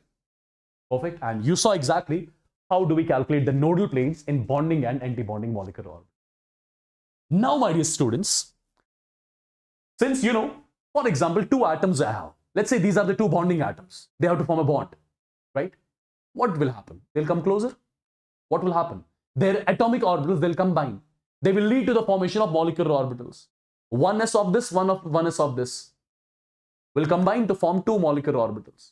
Similarly, 2s of this, they'll combine to form two more molecular orbitals. One bonding, one anti-bonding. Similarly, a lot of molecular orbitals are getting formed, out of which few will be bonding, few will be anti-bonding. Right? Out of which few will be bonding, few will be anti-bonding. Correct? Now, my dear students, once the combination of atomic orbitals is done, once the formation of molecular orbitals is done, after that, we are supposed to fill these molecular orbitals with the electrons as per Abba's principle, as per Hund's rule, and as per Pauli's exclusion principle, right? And how we are going to do that? My dear students, these are all the molecular orbitals. Which are arranged as per their increasing order of the energy. These are the molecular orbitals which are arranged as per their increasing order of energy. And this energy order you have to remember. And this energy order you will follow only up to those molecules wherein the total number of electrons are till 40. Now have a look what I'm going to talk about. This is the energy order of the molecular orbitals, right? Every molecular orbital can accommodate a maximum of 2 electrons. Every molecular orbital can accommodate a maximum of 2 electrons. Now see what all things I can conclude from here. Understand. For example, I have got H2 molecule. How many electrons are there in total? 2 electrons. Now fill those 2 electrons. 1, 2. Correct? If I ask you, what is the bond order of H2? It is going to be half of number of electrons in bonding. The configuration, the molecular orbital configuration of H2 is sigma 1s2. It is sigma 1s2, right? So there are 2 electrons in bonding molecular orbital. Is there any electron in anti-bonding? No. 0 electron in anti-bonding. So the value comes out to be 1. That means between 2 hydrogen atoms, you'll find a single bond. Between 2 hydrogen atoms, you'll find a single bond. Point number 1. Point number 2. The molecular orbital configuration of H2 is basically sigma 1s2. Is there any unpaired electron? There is no unpaired electron. If there is no unpaired electron, that means this particular species is going to be diamagnetic in nature. It is going to be diamagnetic in nature. How do you calculate magnetic moment? Magnetic moment is calculated as under root of n into n plus 2 Bohr magnetrons. N represents number of unpaired electrons. Number of unpaired electrons here are 0. So the magnetic moment has to be 0 in case of what? In case of H2. In case of H2. I hope you're getting it. Right? Now, let's talk about one more. He2. He2. One helium atom has got 2 electrons in total. So 2 helium atoms, 4 electrons. So fill that 4 electrons, 2 here and 2 here. So configuration becomes sigma 1s2, sigma star 1s2. Calculate the bond order is equal to half of number of electrons in bonding. 2 electrons in bonding, minus number of electrons in anti-bonding, 2 electrons in anti-bonding, the value comes out to be 0. So what does that mean? The bond order is coming out to be 0 for He2. That means He2 does not exist. He2 does not exist. Similarly, Li2, total 6 electrons, 2, 4 and 6. Calculate the bond order. Half of number of electrons in bonding, 2. 2 plus 2 is 4, minus anti-bonding, that is 2. The value comes out to be 1. So that means between two lithium atoms, what you will find? Between two lithium atoms, you will find a single bond. Do you see any unpaired electron? There is no unpaired electron right now. If there is no unpaired electron, what does that mean? That means the magnetic moment will be 0. And the species is going to be diamagnetic in nature. Right? Perfect. Talk about Be2. 1 beryllium, it's 1 beryllium atom. Its atomic number is 4. So 4 electron, 4, 4, 8. 8 electrons in total. So 2, 4, 6, right? 7 and 8. So calculate the bond order. It is half of number of electrons in bonding, 2, 4, minus number of electrons in anti-bonding, 2 and 4. The value comes out to be 0. So this particular species, it does not exist. It does not exist. I hope it is clear to everyone. Yeah. Now similarly, my dear students, 2 more examples. Have a look. B2, total 10 electrons. One boron has got 5 electrons, so B2 will have 10 electrons. So 1, 2, 3, 4, 5, 6, 7, 8. These are degenerate. 9 and 10. So the molecular orbital configuration of B2 is sigma 1s2, sigma star 1s2, sigma 2s2, sigma star 2s2, pi 2p x1, pi 2p y. This is the molecular orbital configuration of your B2. Now tell me its bond order. It's going to be half of number of electrons in bonding, 2, 4, 5, 6, minus number of electrons in anti-bonding, 2, 4, right? The value comes out to be 1. If the value comes out to be 1, that means between two boron atoms, there is a single bond. Between these boron atoms, there is a single bond, right?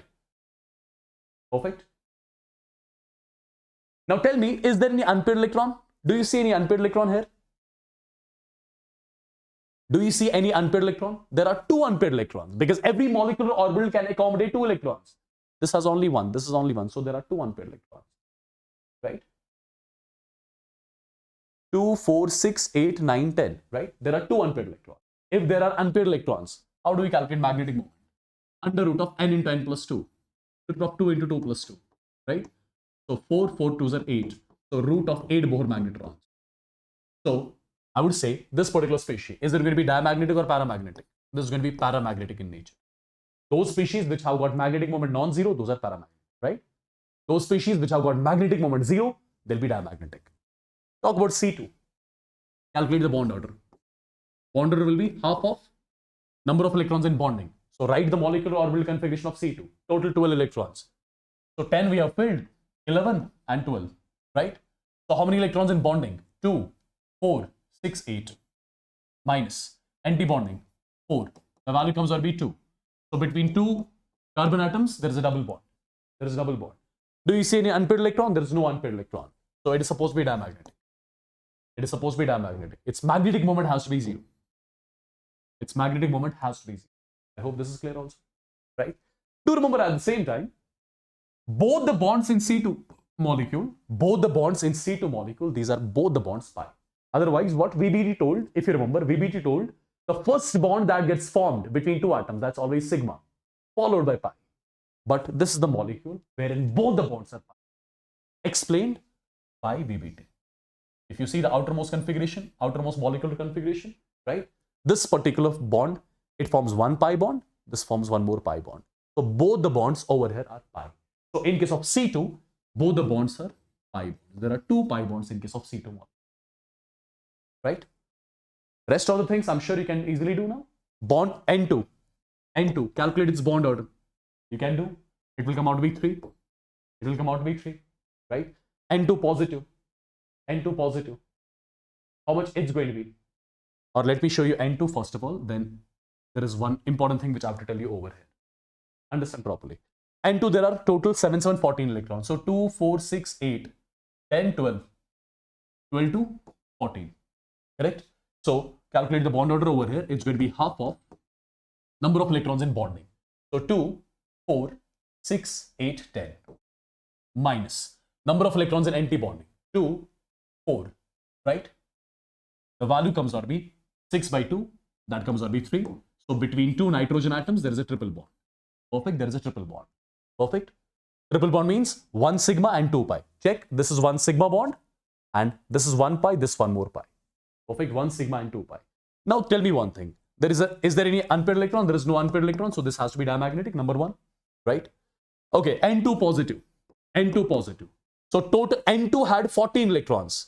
N2 positive will have 13 electrons. Right? So remove 1 electron from here. Remove 1 electron from here. If you remove 1 electron from here, what will be the bond order? It's going to be half of. Number of electrons in bonding now are going to be 9. 9 minus 4, the value is 2.5. Similarly, in this particular case, the value also comes out to be 2.5. Perfect. Now understand one important thing.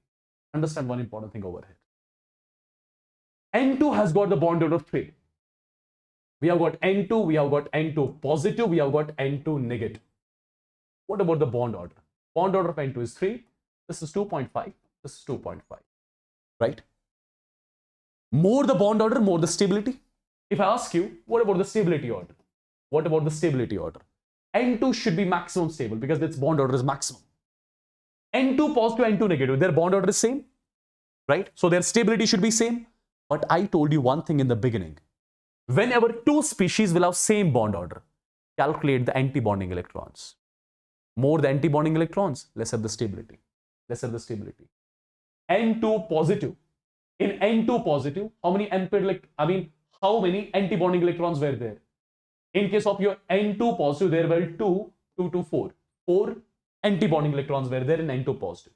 In N2 negative, what you will find?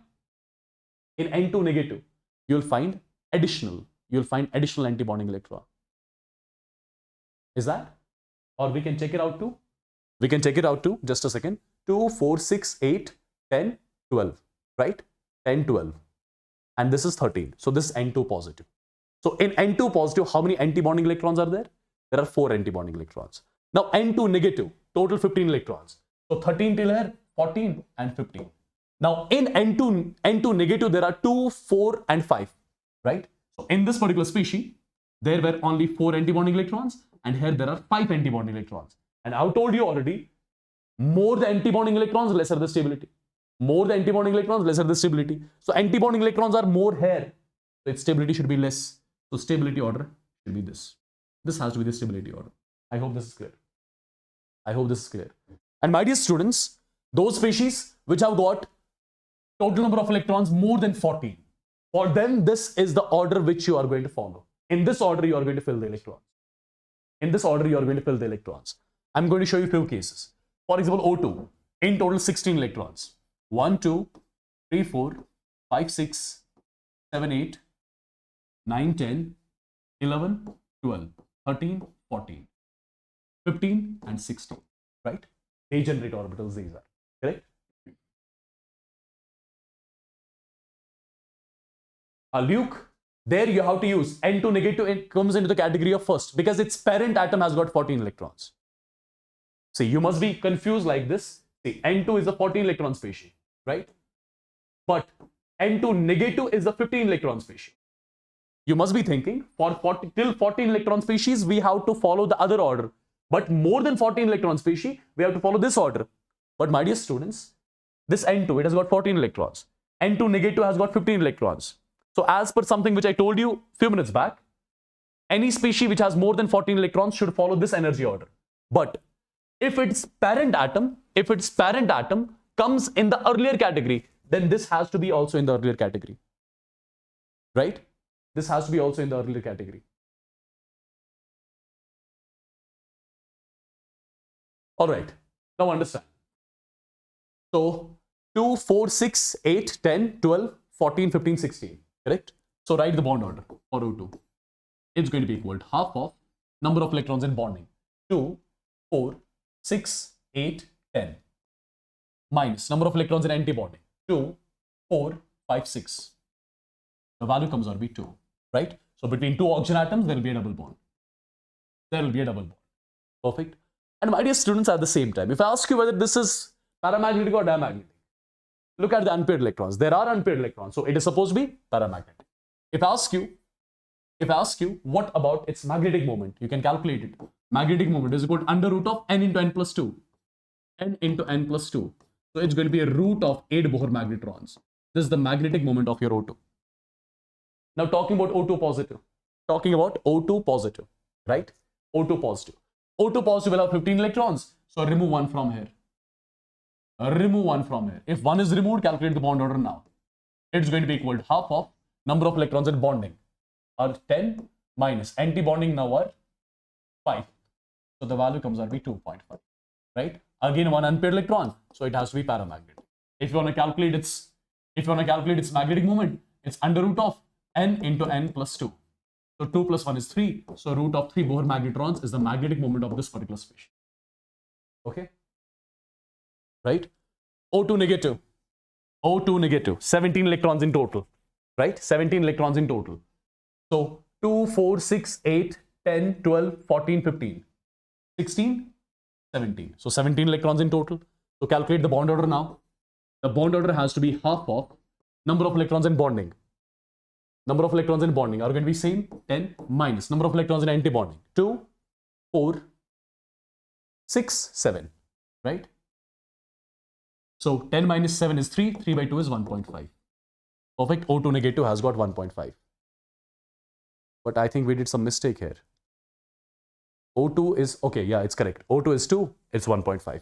Similarly, when you talk about O2 dinegative, its bond order will come out to be 1. Right? O2 dinegative means 18 electron species. Okay, its bond order will be 1. And similarly, you can talk about their paramagnetism, you can talk about their diamagnetism. In short, do remember, if there are unpaired electrons, it's going to be paramagnetic. If there are no unpaired electrons in the molecular orbitals, it's going to be diamagnetic. As simple as that. Okay, as simple as that. At the same time, there is one more thing. Whenever you see the isoelectronic species,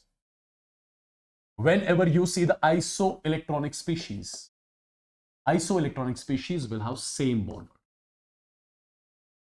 For example, you have got N2 and you have got CO. Both are 14 electron species. And all the 14 electron species will always have the bond order of 3. Right? Perfect. So bond order of this particular species 3, even bond order of this particular species. All the isoelectronic species, the ones which have got same number of electrons. The ones which have got same number of electrons, they are isoelectronic, and isoelectronic species will be always having the same bond order. Right? This is one more thing which you need to know. Okay, tell me one thing. This is O2. This is, for example, O2 negative. This is O2 dinegative. First of all, talk about their bond order. This is 2, right? This is 1.5 and this is 1, right? Talk about their bond energy, bond dissociation energy. More the bond order, this is the bond order, right? This is the bond order. What about the bond dissociation order? So more the bond order, more the bond dissociation energy. So this has to be the bond dissociation energy. What about the bond length? Inversely proportional, right? This has to be the bond length order. Perfect. So anything out of these things can be asked. Either you will have to compare the bond orders, or you will have to compare the bond dissociation energy, or you will have to compare the bond strength. Bond strength is more when the bond order is more. So bond strength order will be this. This is the bond strength order. Anything can be asked out of these things. I hope all these things are clear to you. Okay?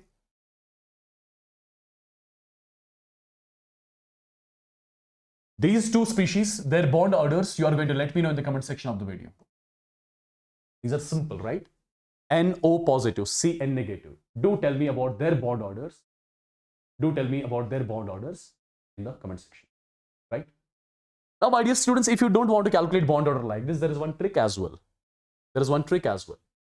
Do remember, whenever you have a 14 electron species, 14 electron species always will have bond order of 3. 15 electron species will have bond order of 2.5.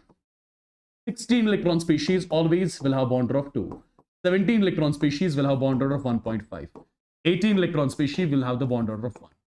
Similarly, 13 electron species, they will have bond order of 2.5. Similarly, 12 electron species, they'll always have the bond order of 2. 11 electron species, 1.5. 10 electron species, 1. This is one trick which you can remember directly, then you don't have to use the formula as well. Yeah? Right? Is it clear, people? Is that clear till here? This is something 14 electron species bond order 3. Increase the electron, decrease by 0.5. Increase the electron, decrease by 0.5. Increase the electron, decrease by 0.5. Right? Similarly, decrease the electron, decrease by 0.5. Decrease the electron, decrease by 0.5. It gets decreased by 0.5 or, right? This is something which you can remember directly. Perfect. So this was about your molecular orbital theory, from which these sort of questions can be asked. 1. Bond order, bond dissociation energy, bond strength, nodal planes, etc., etc. Now, my dear students, there is one more small topic. There is one more small topic in which you are supposed to compare. What you are supposed to compare? You are supposed to compare basically the bond angles, right? You are supposed to compare the bond angles. Perfect. And I'm going to give you one trick which you guys are going to remember so that you can solve all the questions based on bond angle, right? And that too easily. So whenever a question is asked from the bond angle, you have to compare the bond angle. The first thing which you will see always, you'll give priority to VSEPR theory. You'll give priority to VSEPR theory. Any species of the type AB to L0 or AB to L3, any species of the type AB to L0 or AB to L3, they'll have the maximum bond angle because they are linear ones. They'll have bond angle of 180, and 180 is the maximum which we can have. So whenever you are given with 2, 3, 4 molecules and you have to arrange them on the basis of bond angle. So first of all, you will check through VSEPR. If there is any molecule of this type, AB2L0 or AB2L3, their bond angle will be maximum, that's 180. If you are unable to solve a question with the help of VSEPR, let's say there is no molecule of the category AB2L0 and AB2L3, right? That means you are not able to solve the question with VSEPR. Then you can consult hybridization. If the hybridization of the central atom comes out to be different, right? For example, one central atom got sp, in the other molecule, another central atom got sp2, in the third molecule, one more central atom got sp3. And you know, in case of sp, the bond angle is 180. In case of sp2, the bond angle is 120. In case of sp3, the bond angle is 109 degree 28 minutes. Then you will answer as per hybridization. First, you will check VSEPR, right? First, you will check VSEPR. If there is AB2L0 or AB2L3, maximum bond angle. After VSEPR, you will go to hybridization, right? Let's say you are given with 3 molecules. The central atom of the first molecule, for example, that is sp hybridized. The central atom of the second molecule, for example, that is sp2. Similarly, the third molecule, that's sp3. Then this has to be the order of the bond angle because it's 180, 120, 109. Now, if the hybridization of the central atom is also same, then 2 cases arise. If the hybridization of central atoms is same, then 2 cases arise. First case, if lone pair is absent on the central atom, then you will give your answer according to hybridization. For example, you have got BF3, you have got BCl3, you have got BBr3, you have got BI3. First thing, hybridization of the central atom. The central atom does not have any lone pair. 3 sigma bond, 0 lone pair. sp2, sp2, sp2 everywhere. sp2, sp2, sp2. Correct? Hybridization is same. Hybridization of the central atom is same. Lone pair is absent. Right? If the hybridization is same, that means their bond angles will be same. So you'll be giving your answer as per your hybridization. Perfect? Their bond angles will be same. Now, for example, if lone pair is present on the central atom, if hybridization of the central atom is same, at the same time, there is lone pair present on the central atom, then do remember, number of lone pairs present on central atom is inversely proportional to bond angle at that time.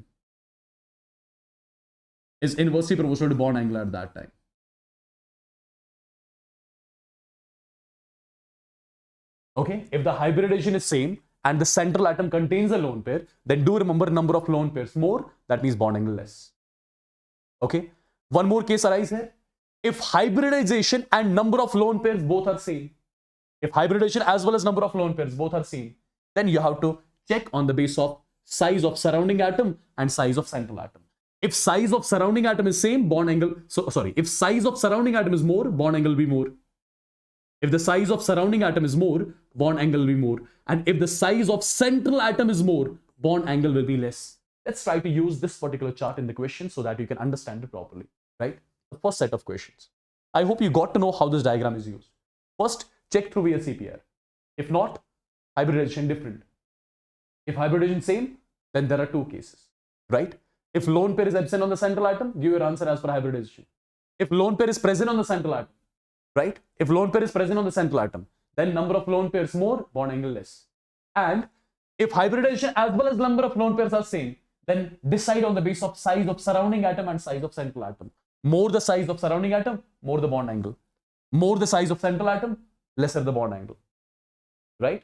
In the first case, size of surrounding atom is directly proportional to size of surrounding atom is directly proportional to bond angle, right? And similarly, size of central atom is inversely proportional to bond angle. Perfect. Now let's try to do certain examples so that you can understand it properly. Okay. The first question, which is on the screen, what do you think about this one? CO2, NO2 positive, XCF2. Look at the type of the molecule. VSEPR, first priority VSEPR. Look at the type of the molecule. This particular first molecule is of the type AB2L0. Second molecule is of the type AB2L0. Third molecule is of the type AB2L3, right? And AB2L0, AB2L3, they're all linear. Their bond angle will be 180. So their bond angles are equal. Done? Their bond angles are equal. If you want to check it also, for example, NO2 positive is there, right? NO2 positive is there. Nitrogen is the central atom. 5 valence electron. Positive charge, matlab subtract 1. So value comes out to be 4. Sigma bonds are 2. Number of surrounding atoms. Oxygen is divalent. So out of 4 valence electrons, all the 4 valence electrons utilized. So lone pair on nitrogen is 0. Steric number is 2. Type of the molecule is AB2L0. That's what I mentioned here, right? I told you already, if you find a molecule of the type AB2L0 or AB2L3, they are going to be linear. Their bond angle has to be 180. So prioritize that first. Okay. Second, my dear students. First of all, this is AB2L0. This is AB3L0. This is AB4L0. Right? So you cannot decide on the basis of VSEPR. After VSEPR, you have to go for hybridization. Hybridization here is SP. Here it is SP2. Here it is SP3. Hybridization of the central atom, it is hybridization of the central atom is different. SP, SP2, SP3. So give your answer as per hybridization. As per SP, the bond angle has to be 180. SP2, 120. SP3, 109 degree, 28 minutes. So this has to be the bond angle order. Right? There's something which I told you in the table a few minutes back. Look at this particular case. First of all, the type is different. Leave the type aside. So this is SP3. This is also SP3 because nitrogen has got a lone pair. This is also SP3. Oxygen has got 2 lone pairs. Now, no doubt the hybridization is same. No doubt hybridization is same over here. No doubt hybridization is same.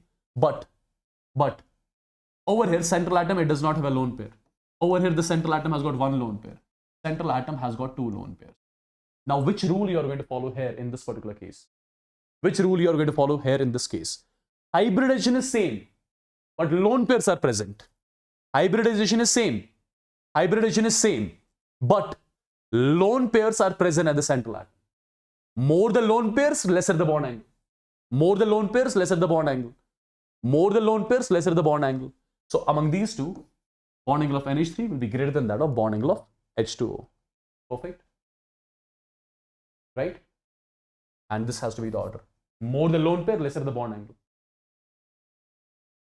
Perfect? Look at the next one. First thing, look at the type of the molecule. AB3, AB3, AB3. Right? So there is no one which is either AB3, AB2L0 or AB2L3 type. So you cannot decide on the basis of that. Go for hybridization.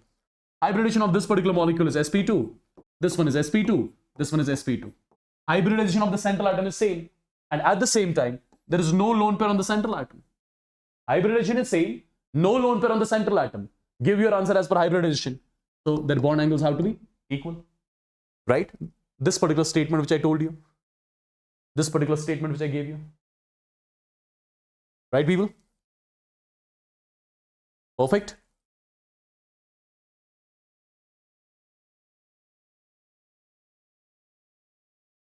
All right, I said this is the solution of it. Okay. Look at this one. Look at this one. What do you think now? What do you think now? First of all, the type of the molecule is AB4, AB4. So from type, I can get nothing. Look at the hybridization. This is sp3, this is sp3, this is sp3. sp3, right? Central atom does not have any lone pair. Give your answer as per hybridization. Bond angle same, right? Bond angle is same. Look at the next one. Look at the next one. All the species over here are sp3 hybridized. And there is lone pair on the central atom. And amazing part is the central atom everywhere has got same number of lone pairs. First of all, hybridization everywhere is same. sp3, sp3, sp3, everywhere. Hybridization is same. Lone pairs are also same. Hybridization is same and lone pairs are also same. That means this particular one. Hybridization as well as lone pairs are same. Right? Now, which atoms are different? Check the atoms. Check the atoms. Which atoms are different? Central atom is different. Central atom is different. Surrounding atom is same. So you'll give your answer as per your central atom. Now, as per central atom, size of central atom is inversely proportional to bond angle. Size of central atom is inversely proportional to bond angle. Size of central atom is inversely proportional to what? Is inversely proportional to bond angle. So where do you see the central atom has got maximum size? Maximum the size of central atom, lesser is going to be the bond angle. Because bond angle is inversely proportional to the size of central atom. Perfect. So this has to be the bond angle order. Okay. Perfect. Right, people? NF3, NCl3, NBr3. What do you think? Hybridization, sp3. Hybridization, sp3. Hybridization, sp3. Central atom has got one lone pair. Everywhere one lone pair. Central atom has got one lone pair as well as hybridization is same. Right? Now central atom is same, but surrounding atom is different. Bond angle is directly proportional to size of surrounding. Right? Bond angle is directly proportional to what? Size of surrounding atom. Right? So more the size of surrounding atom, more the bond angle. More the size of surrounding atom, more the bond angle. And this is your homework question. This is your homework question. I hope you exactly got to know how to deal with the questions based on bond angles as well. And my dear students, with this, your chapter chemical bonding is done and dusted. There is one topic which I did not touch, which is the easiest of all, which I would want you guys to do on your own. Hydrogen bonding. Hydrogen bonding, right? Just consult NCERT. There is one paragraph given. Just read it. That's more than sufficient.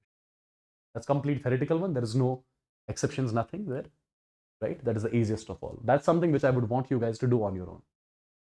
Is that cool? And my dear students, one more important thing. Day after tomorrow, we are starting the chapter thermodynamics.